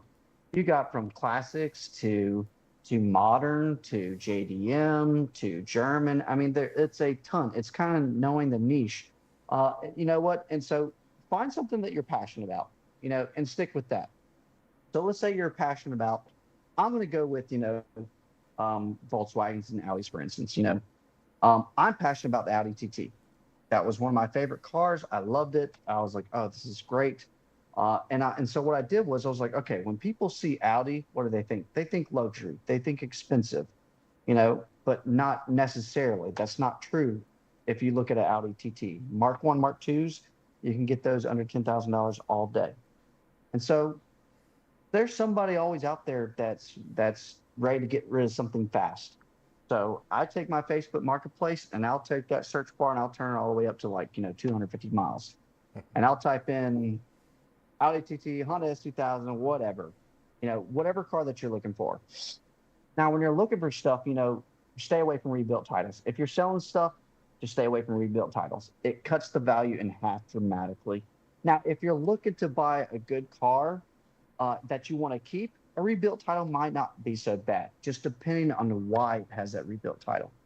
So that's the first thing I look for, does it have a clean title or does it have a rebuilt title? Because that is your biggest value difference. We're going to talk about, we're going to say stay away from rebuilt titles because we're talking about going from a $4,000 vehicle to a $100,000 vehicle.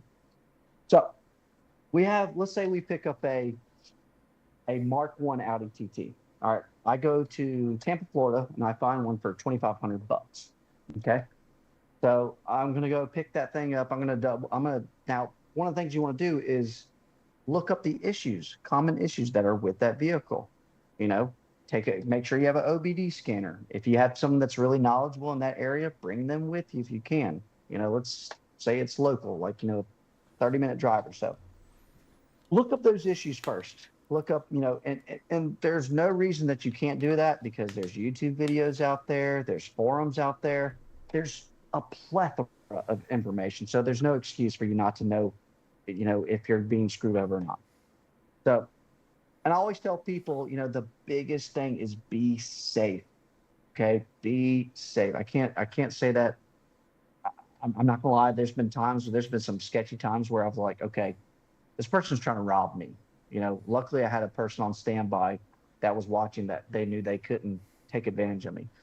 But going back to it, do your research on it, right? And if you're going through Facebook Marketplace, Craigslist is not so much a thing anymore. Back in the day for me, I used to use Craigslist religiously. Man, God, I think I had over 200 ads on Craigslist back in the day. Just because of so many things I've sold. But so do your research for sure. And if you're going through Facebook Marketplace, which I feel like that's what a lot of car people do, is ask for their number. Speak with them on the phone first. Gauge how that person is. See if they seem a little sketchy, then that should be an answer for you. Use your better judgment. Or if you're nervous about it, get someone that's really good on the phone or with people to talk for you. And then always ask to meet in a public area. So number one is safety for sure, 100%. So let's say you get to the car, right? Do your normal research on it, check for wear and tear, look for things that are issues, look for oil leaks, take some tools with you if you can. I always take a jack too. And I always ask permission first. Be like, do you mind if I jack this up? If it's too low or something like that, always ask permission first. You don't want to do anything like that without making sure that's okay. Do all those things. Do your due diligence. Look for any kind of, just honestly, just use common sense, right? So you buy that car, you take it home, and let's go back to saying it was an Audi TT. I bought one for $2,400. I got it back. I was like, all right, what can I do to improve the value of this car? So going back to Facebook Marketplace, before you buy, look up the average, what they sell for. So if you find a car that sells for on average $8,000, well, I want to try to find one that I can get for $4,000. Half that value, cut that value in half, and go hunt for one because there's always one out there. And I know some of y'all might be mad about this. Don't be afraid to lowball. It doesn't hurt. Mm-hmm. You can do it in a polite and non-rude way. You can say, hey, look, would you be willing to take $4,000? I'm not trying to, bust your balls or anything, but would you be willing to take it? And if they say yes, then, there you go. The answer is we used to do this in sales all the time, but the answer is always no if you don't ask. Right. Exactly. Yeah. So make sure you ask, and so I would always start with that. I'd be like, hey, is it, interested in your vehicle? Does it have a clean title? Yes, it does. Okay, great. Can you tell me a little bit about it? If they don't have a good description, ask questions. Don't be afraid to ask questions. All right. So let's say we bought our $4,000 car, right? But we see that they sell for, $8,000 to $10,000. Well, what can I do to take that car to that value? There's simple things that you can do. And let me tell you something. I love eBay parts. eBay parts have come a long way. It is not the same as what it used to be. Now, this is just for flipping. This is not for performance or anything like that, because I know Chad would probably be like, heck no, we ain't going on eBay. I will say this. When it comes to parts shopping, it's like parts shopping is very much akin to car shopping, in the fact that there's some good ones, there's some bad ones. There's some bad. There's some people you pay for what you get. Some people you want to deal with. There's some people you don't want to deal with. Most people in the day we live in, most people don't want to spend the extra 5 minutes to make sure that okay, what am I buying? What is the reviews? And not for nothing, Andrew had made a mention of replacing an exhaust part on his car and keeping things original. There is a difference between OEM and OE equipment, especially, so you could go out and you could have that exhaust or a part and it could be made by Bosch, and to go and get it from the Lexus dealership, it's this price. But if you go to Bosch and get the part, it could be 60% off. It's the same exact part. Yep. It just one has a Lexus logo and the other doesn't. So don't get me started on that, bro. I don't mind. I do not mind shopping on eBay for stuff because there's good stuff on eBay, and not for nothing, you can find an OE part. Case in point, there's going to be a flood of Mustang parts going to your local eBay near you and Facebook Marketplace in about a month or two, off of my old car and off of my new car, as parts from the old car go onto the new car and stuff. So it's a resource. And I don't have to tell you this, but this is mostly for those of you guys watching, is explore. Sometimes if it's too good to be true, it is. It is, yeah. But sometimes it isn't. But I'm about to say sometimes it isn't, and you can land on a gold mine.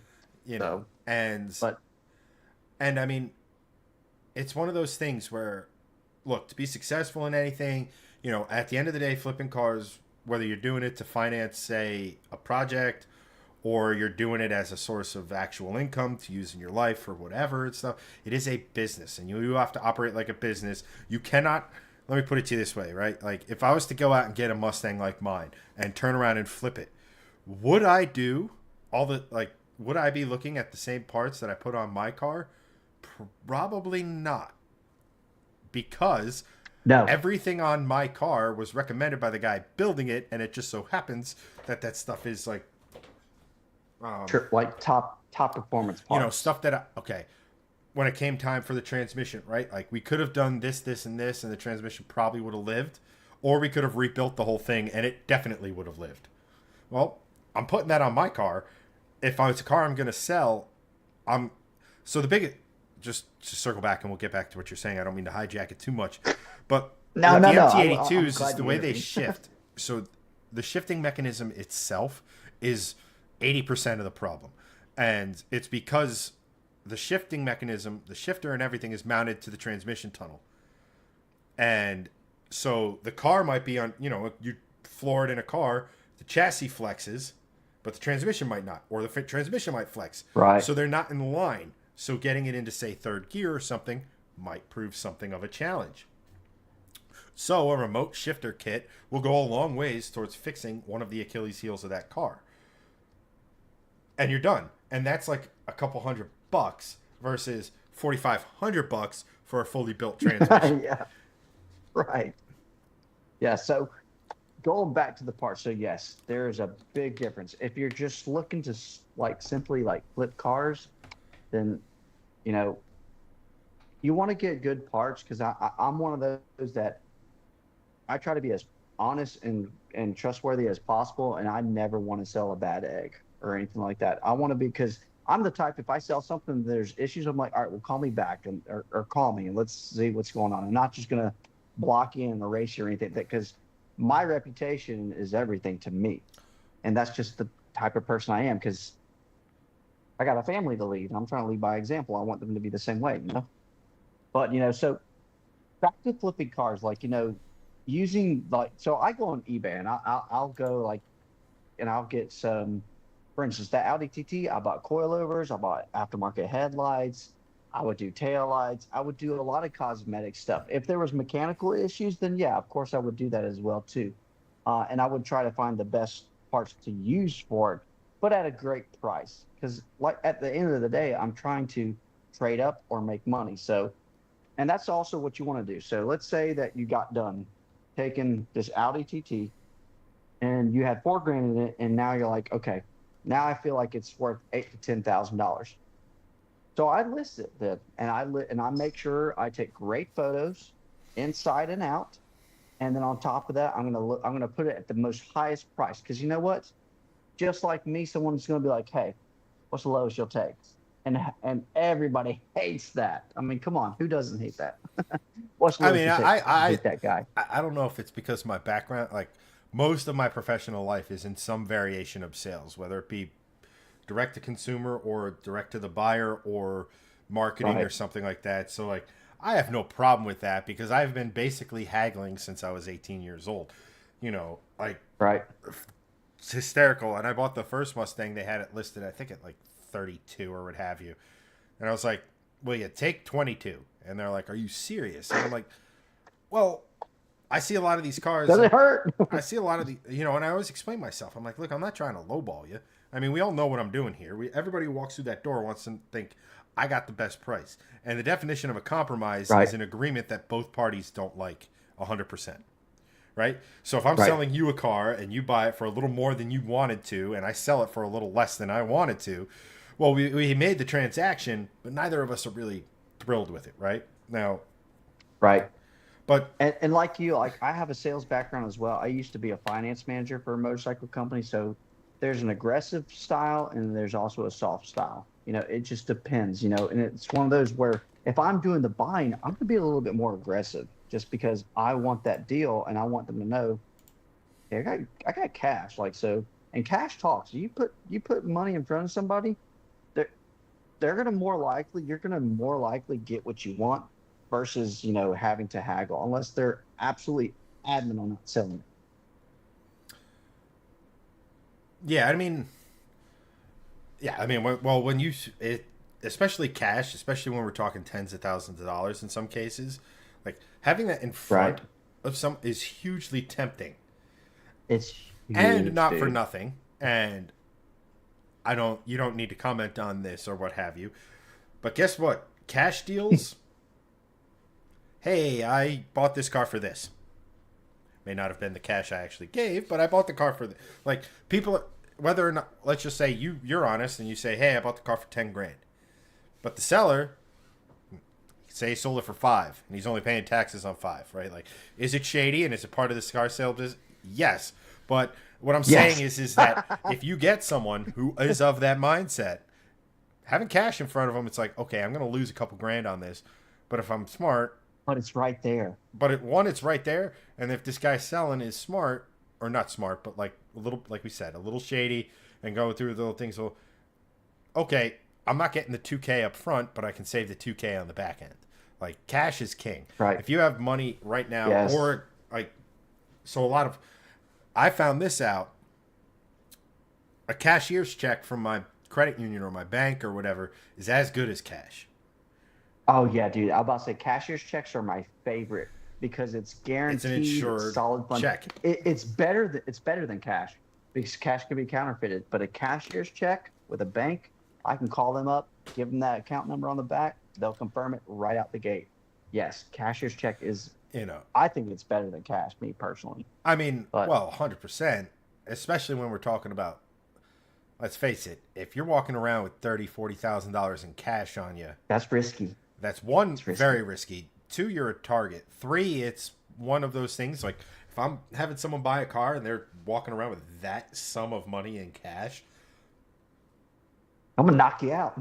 oh, it's not even that. It's just one of those things. It's like, who does that? You could have very easily, for like $5, Yeah, gone to your bank and gotten a certified check. a cashier's check. Yeah, exactly. Instead, it's cash. Like, Yep. what's it just, That's a I'm lot of not saying I counting won't to do do. it. What I'm saying is it's like alarms are going off.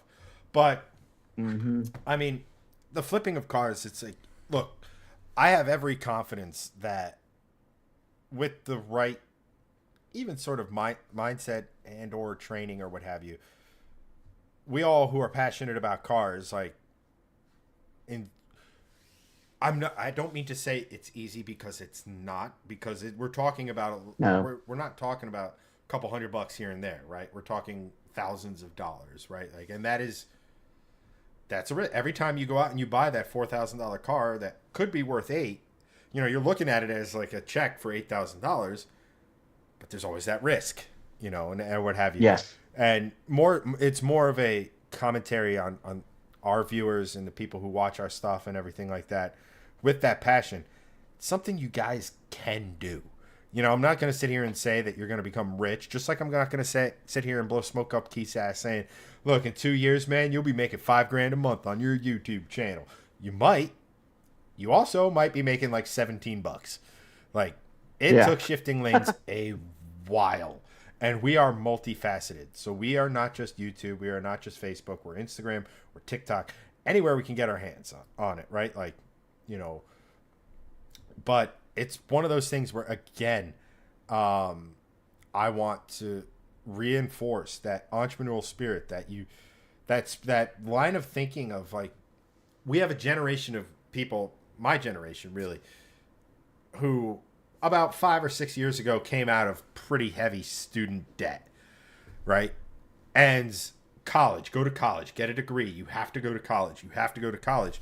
Meanwhile, you could go into the trades, or you can be entrepreneurial, or you can, okay, I'm going to work this job for a while. This guy, my boss, is super smart, and learn. Just like how you learned how to flip cars and stuff like that. It's one of those things where if you're intelligent, hardworking, emphasis on that part, it can be done. It's not this mystery magic bullet type of a thing. And I mean, and I like that in people. I like people who have that spirit in them, because let's face it, if you go and you look at some of the most successful people out there, most of them are not doing, like, apart from doctors and lawyers, right? Right. Most of the people are not working in their chosen field, or their chosen field is a field that has a constantly moving goalpost. Case in point, marketing. I did technically go to school for marketing. But you know what? You know how much time we spent on social media and the internet as far as marketing was concerned? Like 2 days. Yeah, which is completely different to what it is now, man. But so we're running up on time a little bit here. Not that I'm trying to rush through things or anything like that. But I guess you said you've owned, what, almost 80 cars, if my memory's correct? Yeah. But that's going over, like, oh God, how old am I? 35? Yeah. Ever since I was like 17. So, I mean, 80 cars and about 70 motorcycles, a lot. Yeah, that's I mean, infinitely more motorcycles than I've ever owned, and about and I've owned about 10% of the number of cars that you have. That is like we did last week when we were going through Elliott's car history and stuff like that. I've owned more than the average, but nothing compared to, like, you guys. So, well, I think that's another thing about flipping is I don't do it just for the money. I do it just because I'm curious about different cars. Like, for instance, my buddy getting his Acura RSX, he goes, hey, look, he pretty much said, here's some cash, make me money, and teach me how you do it on the way. And I was like, all right, cool. I was like, well, I know Acura RSXs are really great. That's a popping car right now. I said, let's try to find one of those. Sure enough, we found one. And great motor, K-Series, super fun, super nice, super clean, And I would buy something and enjoy it and learn as much as I could about that car, and then try to make profit on it. Like, one of my favorite cars that I wish I never sold, but I'm glad I did because I made so much money on it, was a Honda Del Sol. I know that sounds funny, but a Honda Del Sol was probably one of my favorite cars that I picked up. And that's because I went through that JDM scene, and but the Del Sol is a car $500. that's actually a really interesting point, because the Del Sol is a love it or hate it car. And those are cars you can make a ton of money on. Because the people who hate it would never even going to consider buying it, whether it was a great deal or whether it was overpriced by 10,000%.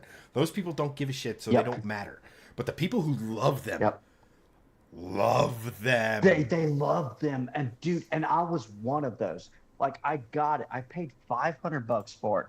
My neighbor, he happened to have a yard sale going out in his front yard, and he was selling stuff. I was like, oh, cool, blah, blah, blah. I was like, you want to happen to have any, like, car stuff or car signs? He goes, well, I got a car for sale. I was like, well, what do you got? He goes, I got a Honda Del Sol. I was like, huh, a Del Sol. I said, is it automatic or manual? He goes, manual. I said, I'm interested. Let me see it. And it was that Midori green. And I was like, oh man. And he goes, yeah, yeah, yeah. He goes, I can't figure it out. He goes, it ran about 6 months ago, and then now it's not. And it was covered with dust. I mean, but the paint was in great shape. The interior was immaculate. And he's still my neighbor, and he's still a really good guy. And I remember looking at it, I was like, man, I was like, well, how much do you want for it? He goes, Keith, man, I bought it like 10, 15 years ago. He goes, $500 you can have it. I got a clean title. I said, what? I said, okay. I was like, hold on, I'll be right back. I ran home, opened the safe, I came running back down the road, literally ran down the road. And I said, here's your $500. He goes, I don't know what's wrong with it. I was like, it's okay. I was like, let me test the battery. Battery was still good. I was like, okay, cool. I said, so it won't fire up. He goes, yeah. He goes, if you get it run right now, he goes, you come out great. It was the starter. All I did was tap the starter a couple times. It fired right up. I drove it home. And then immediately I was like, oh my gosh. I told Ken, that was the guy I bought, my neighbor, and I was like, dude, this is awesome. Like, I've never had one of these. I've wanted to have one of these, and let's see what we can do. So I put like $2,000 into it, and all I did was a two-tone wrap because the paint was in pretty good shape. I wrapped the hood, the roof, the trunk. I put a Type R Integra wing on it. I put a lip on it. Everybody thought it was a little like an old school Supra. I updated the headlights, the taillights. I cleaned the interior. I sold it for $7,000. Jesus. No, that's $7,000, and I had $2,500 in it. Nuts, man. I missed that car because it was so cool. It was just people would be like, man, that is a clean Del Sol. I was like, I know, I did it myself. No, that's like, and it had over 200,000 miles. That's another point. Right, but I mean, it goes one to show the power of the niche, right? Like, which is we found it in a different way with content, in that we found the Volvo scene. Right. You know, super niche. And see, I didn't know much about Volvos until you guys. Honestly, that's the honest. I didn't either. Like, I'll be perfectly Greg. honest. When like Greg, or like we have Anthony or Doug and those guys in chat and stuff like that, and other guys, like, I don't have time to read all of your names, and they start talking about different Volvos and like all this other stuff, and I'm like, let me know when you get to the C30, specifically mine, because that's the Volvo I know the most about. Volvo wasn't even on my radar, and Greg comes up to me and he goes, yo, I'm thinking about buying this Volvo station wagon. Why? You know, Why? like, no, you guys got to understand, like, these things were little, like, and then he sent me a video of Jeremy Clarkson doing the S60R on an episode of Top Gear as quote unquote a top M3 fighter. It's like, okay, you've captured my attention, and it's a wagon. You got my attention now. And I'm intrigued. Wagons are always cool. Oh, dude, yes. Thank you for saying that. Wagons are the best. You know, and then all of a sudden, and he goes, oh, and it has a 5-cylinder. What? I see. I didn't even know that. I didn't know that. And he goes, yeah, and he sends me this thing with an exhaust clip and he goes, I go, holy shit, because those P2s, they sound incredible with the right exhaust. I'm like, all right, man, do you? And his whole plan originally was to take this automatic one and manual swap it, and then yada yada yada. Eventually, he was just like, F that, I'm just gonna go over here and buy this manual one, which ended up being the Blurple Magic Blue to the Volvoists, who would crucify me for calling it Blurple, but and that was it. Shifting lanes took off. Now, we've since moved away from that sort of stuff, just because, like, when we started this channel, none of us were married. Greg's kids weren't a thing, you know, so we had time. I had my job at the golf course, and we had access to a shop to do work. Right. My garage is uniquely suited for doing no work whatsoever to a car. Like maybe some, you know, maybe an oil change because you can get front access or something like that. So like that's why we kind of moved away from it. But it's tight. like it's tight. really interesting how like you come across. It's another really cool thing about cars. You come across one and you're like, "Huh, I never knew that. thought of these." Yeah. And now I'm wearing a hoodie with a fucking Volvo on it. Yep. It's really cool. But I did want to touch on since you brought up that Del Sol, what was I know you mentioned it's one of your favorites, but so if the Del Sol is one of your favorites, what was the worst car you've owned? Oh, jeez. Oh, the worst car? That's hard, man. That's really hard. God.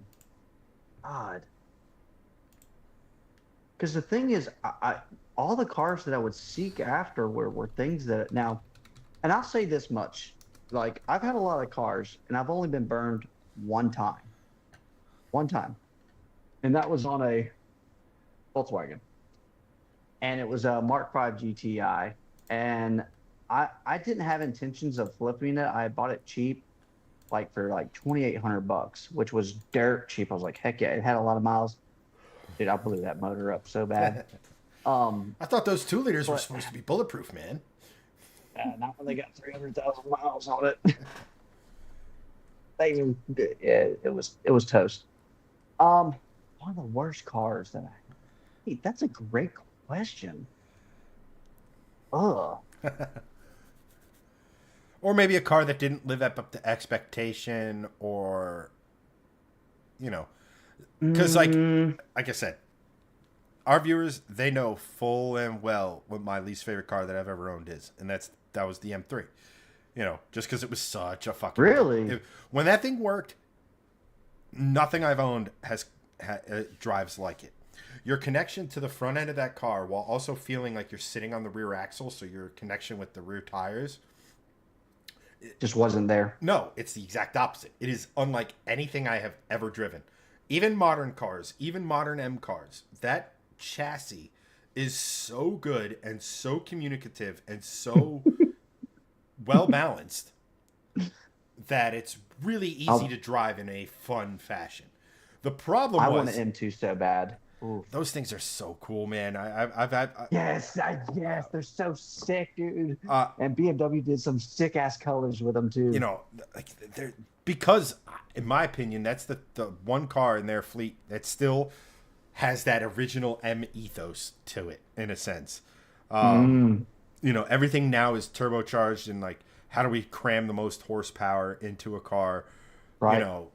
And that just, to me, like, look, I fully understand that I have my last car made 705 at the tire. This one is hopefully going to make 50 horsepower more than that, right? Like, so when I sit here and tell people like, horsepower is not the only thing, and they look at me sideways like, are you freaking kidding? Your car makes triple my car. Like, I get that. Yeah, I get right. that. But here's where you and me differ.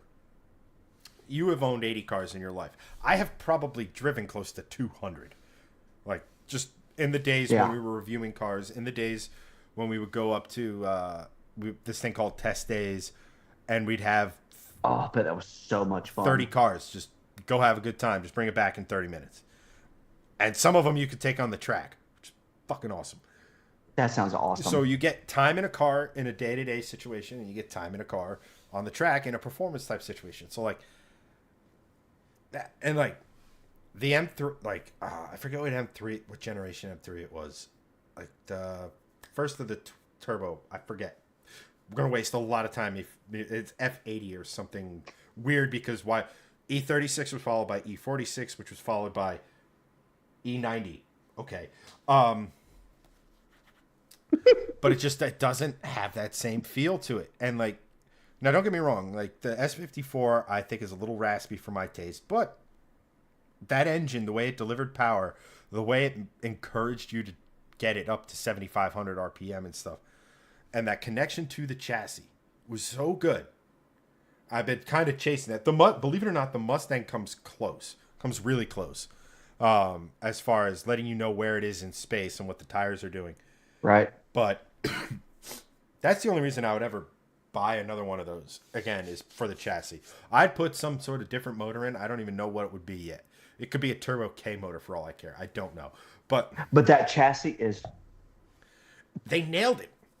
And then that is the prime example of the horsepower wars sort of getting out of hand and kind of ruining things. So you saw the same thing in the hot hatch wars, right? It was around 200, 230, then it became 240, 250, and then it was 300. We're like, whoa. Then it was all-wheel drive 300, and you're like, okay. And then the Focus RS comes along, and it's 350. There's a 450 horsepower Mercedes hot hatch. Like, hot hatches just got out of hand. Audi TTRS. I mean, one of the best sounding cars on the planet. And those 5 cylinders are so ridiculously strong. Dude, it's fucking nasty. Like, flipping nasty. The motor that's in that and the RS3, like, you can push to just dumb horsepower. Man. Without doing and because they're turbocharged, you know, you could get 500 horsepower with basic mods. Easy. Yep. Yep. You know. Yep. And no, like that when you start talking about the RSTT or the TTRS or it's a whole nother ball game, dude. You start to get my attention with the TT. Like, I like the TTs, don't get me wrong. The first gen, I mean, it's too symmetrical for my taste. It's too much. Okay, I know it's not a Beetle, but like in its proportions, it's Beetle-esque in that it could be going backwards. That's what everybody hates about it. Yes, I know. It could be going backwards, and you're like, okay, that's go. Oh wait, that wasn't going forward. Like, I'm not shitting on the car. Yeah. I'm just giving you reasons why. It's like we talked about before with the car culture. Trust me, I get so much shit on that car. It's okay. But it's effectively the best hot hatch the world has ever seen underneath, right? Effectively, it's effectively a Golf GTI underneath.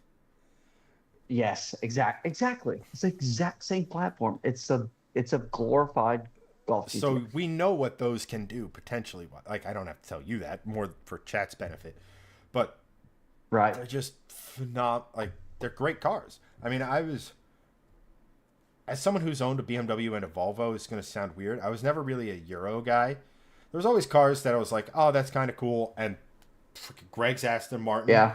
I would, if I had the money, I would buy one of those tomorrow. Oh my God, yes, I completely agree. That 06 to whatever Aston Martin V8 Vantage. Number one, dude, sexy looking. Go ahead. Sorry. Nobody nailed design like that. Yes, that's exactly what I was about to say. They are absolutely gorgeous. Perfect. They look immaculate. They look sexy. The body lines on that thing, it's aggressive, but with like a super luxury look to it. It's aggressive without, how do I put this? You look at it and the silhouette is aggressive. Yes. But there's nothing additional to, it's like, it's the exact opposite of the first Type R Civic we got, right? The first Type R Civic that we got, they couldn't stop designing, right? You look at the back end of that, and it's like, this looks like a failed modern art project. I don't know what I'm looking at, right? Like, but those Aston Martins, it was, it's aggressive because long hood, short deck. Really, you don't need to fuck with that too much. And that's the formula. Like, that's like the perfect formula. It looks so freaking good. They did so great. And it has, for me, a lot of when it comes down to styling, and when it comes down to styling for a car, for me, a lot of the time, I find myself looking at the wheel to roofline to quarter panel ratio. And that quarter panel, the amount of space between the wheel and the top of the quarter panel or the fender makes all of the difference. Yeah. Because if you look at the CTS-V Coupe, right? Basically a luxury Corvette that's a little heavier. Exactly. But those rear quarter panels are massive and it just throws the look off. I'm not saying it's an ugly car. I love the way they look, but if they had figured out a way to kind of squish that and still keep it. But I mean, we could go. Have you? Oh, dude, like that concept RX-9. Have you seen that? Oh, you mean Dude, the Mazda sexy. AMG GT? Yes, but it's a long fucking hood. Yeah. Just absolutely looks incredible. I said they did that perfectly because it looks so good. I hope that's a real I thing. hope But that's a real thing, and I hope, but more importantly, I hope there's a way they can make that a real thing. I don't know because all the noise out of Mazda and stuff. I don't know how you make it a rotary without it being almost like a Fisker in that the rotary is just a right, generator. At which point, what's the point? You know, I hope they keep it, give it soul with some. I would even sit here and say like if they want to put. Well, they actually just did do a straight six. I know a straight six in an well, RX. Mazda's talking about like rebranding to where they're not just a Mazda. They're trying to be on the Mercedes and BMW level. They're talking about being a luxury line. Well, they So, probably saw what Genesis just did. oh my God, don't get me started on Genesis. I love the new Genesis. I think they're sexy as all get out. Yeah, Just overpriced. yeah. But here's the thing: they can't keep them in showrooms. Like people are at least Yeah. up here. People are because I wanted to go look at because a friend of mine was looking at get The GV80. yeah, and I was like, okay, I know Hyundai Kia, the underneath is good. Let me just go and make sure they're not falling into a trap of like the interior. It's like screens for days, and there's an element where that just becomes overkill or what have you. Dude, they nailed it. They Right. absolutely they So we own a 2022 Kia Carnival Prestige, like top of the line. It's like you can't get any nicer than that. And let me tell you, that that infotainment center is incredible. Like it is super smooth, like it's crisp, it's not delay. And so when you get in a Genesis, it's very, very similar. Like the GB80 is just that's like one of my dream SUVs, but there's like 60 to $80,000 on some of them. At least down here they are. yeah. But I mean, well, here's the biggest problem. Um, the biggest problem with new cars now, and I'm sure you're starting to see it in the used car market trickle down, is that since COVID, the average purchase price of a brand new car has skyrocketed. It's yes, absurd to where it used to be $35,000 was your average purchase price. We're now at 45. Like, yeah. Well, here's the thing. So I have a lot of friends that are in the sales industry, and I know we're off topic, but still, never like, off topic on the so Shift Garage. when we bought our Kia Carnival, it was like the highest that you could get it, which sucks because now I feel like the market now is starting to decline. If you look at a Yes, lot of the you used are, car yeah. market, You are starting to it is see. going down. We were just It is dropping. we have seen this in a lot. Well, I keep an eye on two types of cars. Number one, first gen Raptors with the 6.2. Number two, all the cars Ooh, Greg's interested in because I want to keep track of that market too because I want to help my boy out, right? Like I yeah. mean, he The, already spends ridiculous amounts of time searching that stuff, the but like I want to have an idea. the best market to follow is the truck market.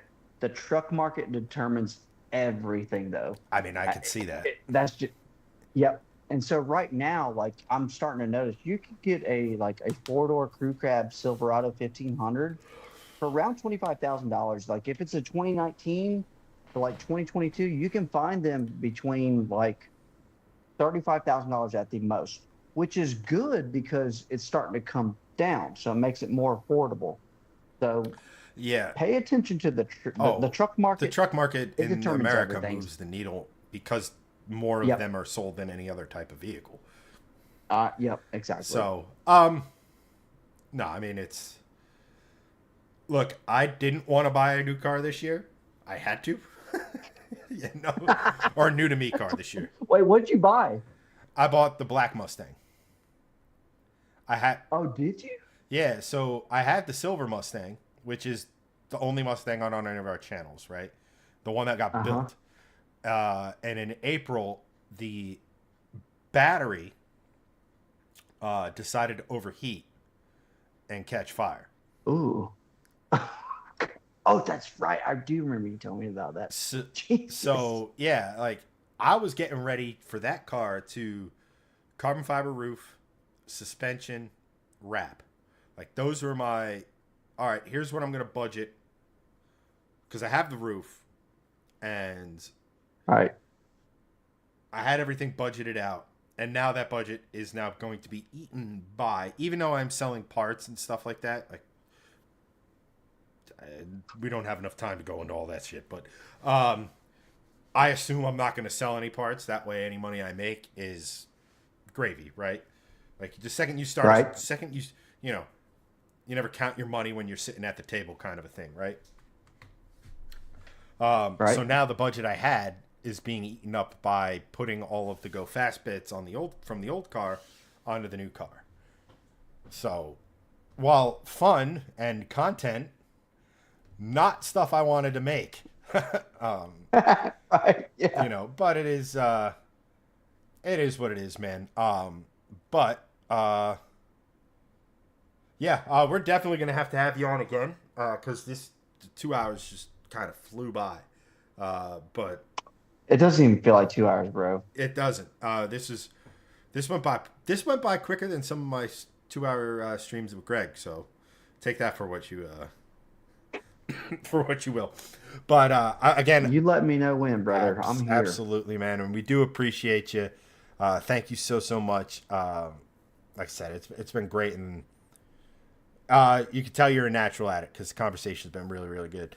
But before we sign off, tell everyone who's still watching where they can find you. Yeah, so I'm on YouTube, Wheels and Whiskey. It's Wheels with a Z, and then Whiskey. And we got a couple new videos dropping. We're recording motorcycles tomorrow. So if you're looking for like a motorcycle under 5K, tomorrow we're going to be recording it. So it'll probably drop next week. Nice. We talked about our video. So I had a guest come on not too long ago, and we talked about a Mazda Miata. So we're talking about the NA and the MB Mazda Miata. So why they're good vehicles and why they're fun, and just pretty much diving into it. So my YouTube channel just is going to consist of just different cars because flipping cars is fun, and I think my favorite part about it is not the making money part, is just by learning what that car is because I always try to buy a car that I never have. So that's the biggest thing. Oh, But nice. you can also go to Central Georgia Car Scene on Facebook. That's our second business that we have. That's where we do all of our pretty much content at. Chad, I think you're a part of it now to where you can start see we're actually about to record a new video for that, promoting our next car show, and we're about to do videos with a drag strip as well because we have a local drag strip that they do some badass stuff there. So but yeah, man, I mean that's where you can pretty much find me. Facebook, Central Georgia Car Scene, YouTube, Wheels and Whiskey, and anytime you want me on this, on the channel, Chad, I'm always here. It's fun as long as we're talking cars. I'm here. Nice, I man. can have a great time doing it. Nah, 100%, man. As Anthony, I think this is a good thing to close out on. Anthony says in chat, I know it was late on tonight, but thanks for joining us as a guest tonight. Far as I'm concerned, Oh, thanks, Sam. you're one of us now. No, you don't get the opt out. So, but Oh, cool. but again, And let me tell you something about y'all's car show or car meet that's coming up. So when you messaged me about that, I told my wife and I was like, oh man, it's in New Jersey. She goes, okay, book a flight. I was like, for real? She goes, yeah, go have fun. nice, man. That's a keeper right I there. was like, oh sweet. Yeah, I know, right? It's like most people. It's like, why the So- hell do you want to go to New Jersey? Yeah. Well, I mean, I've never been that far up north, so why not?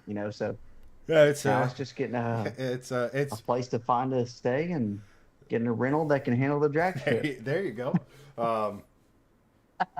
Yeah, man. Look, very much looking forward to it. Andrew, good luck with your parts search, man. But again, guys, go check out Keith on Wheelz and Whiskey and the Central Georgia car scene. Um, like I said at the top of this, man, uh, for his first three videos, they're pretty polished. So, in my less than expert opinion, keep at it, man. And I think Thanks, you're Chad. onto something. I really, really, truly do. But as for this show, guys, I want to thank uh, everyone for watching, anyone who liked, shared. I think we had, oh boy, I lost it in the shuffle. Michael Mayo gave us some stars for the show, so I appreciate you all for that. But for this one, Thanks, Mike. guys, that's going to be a wrap, and we will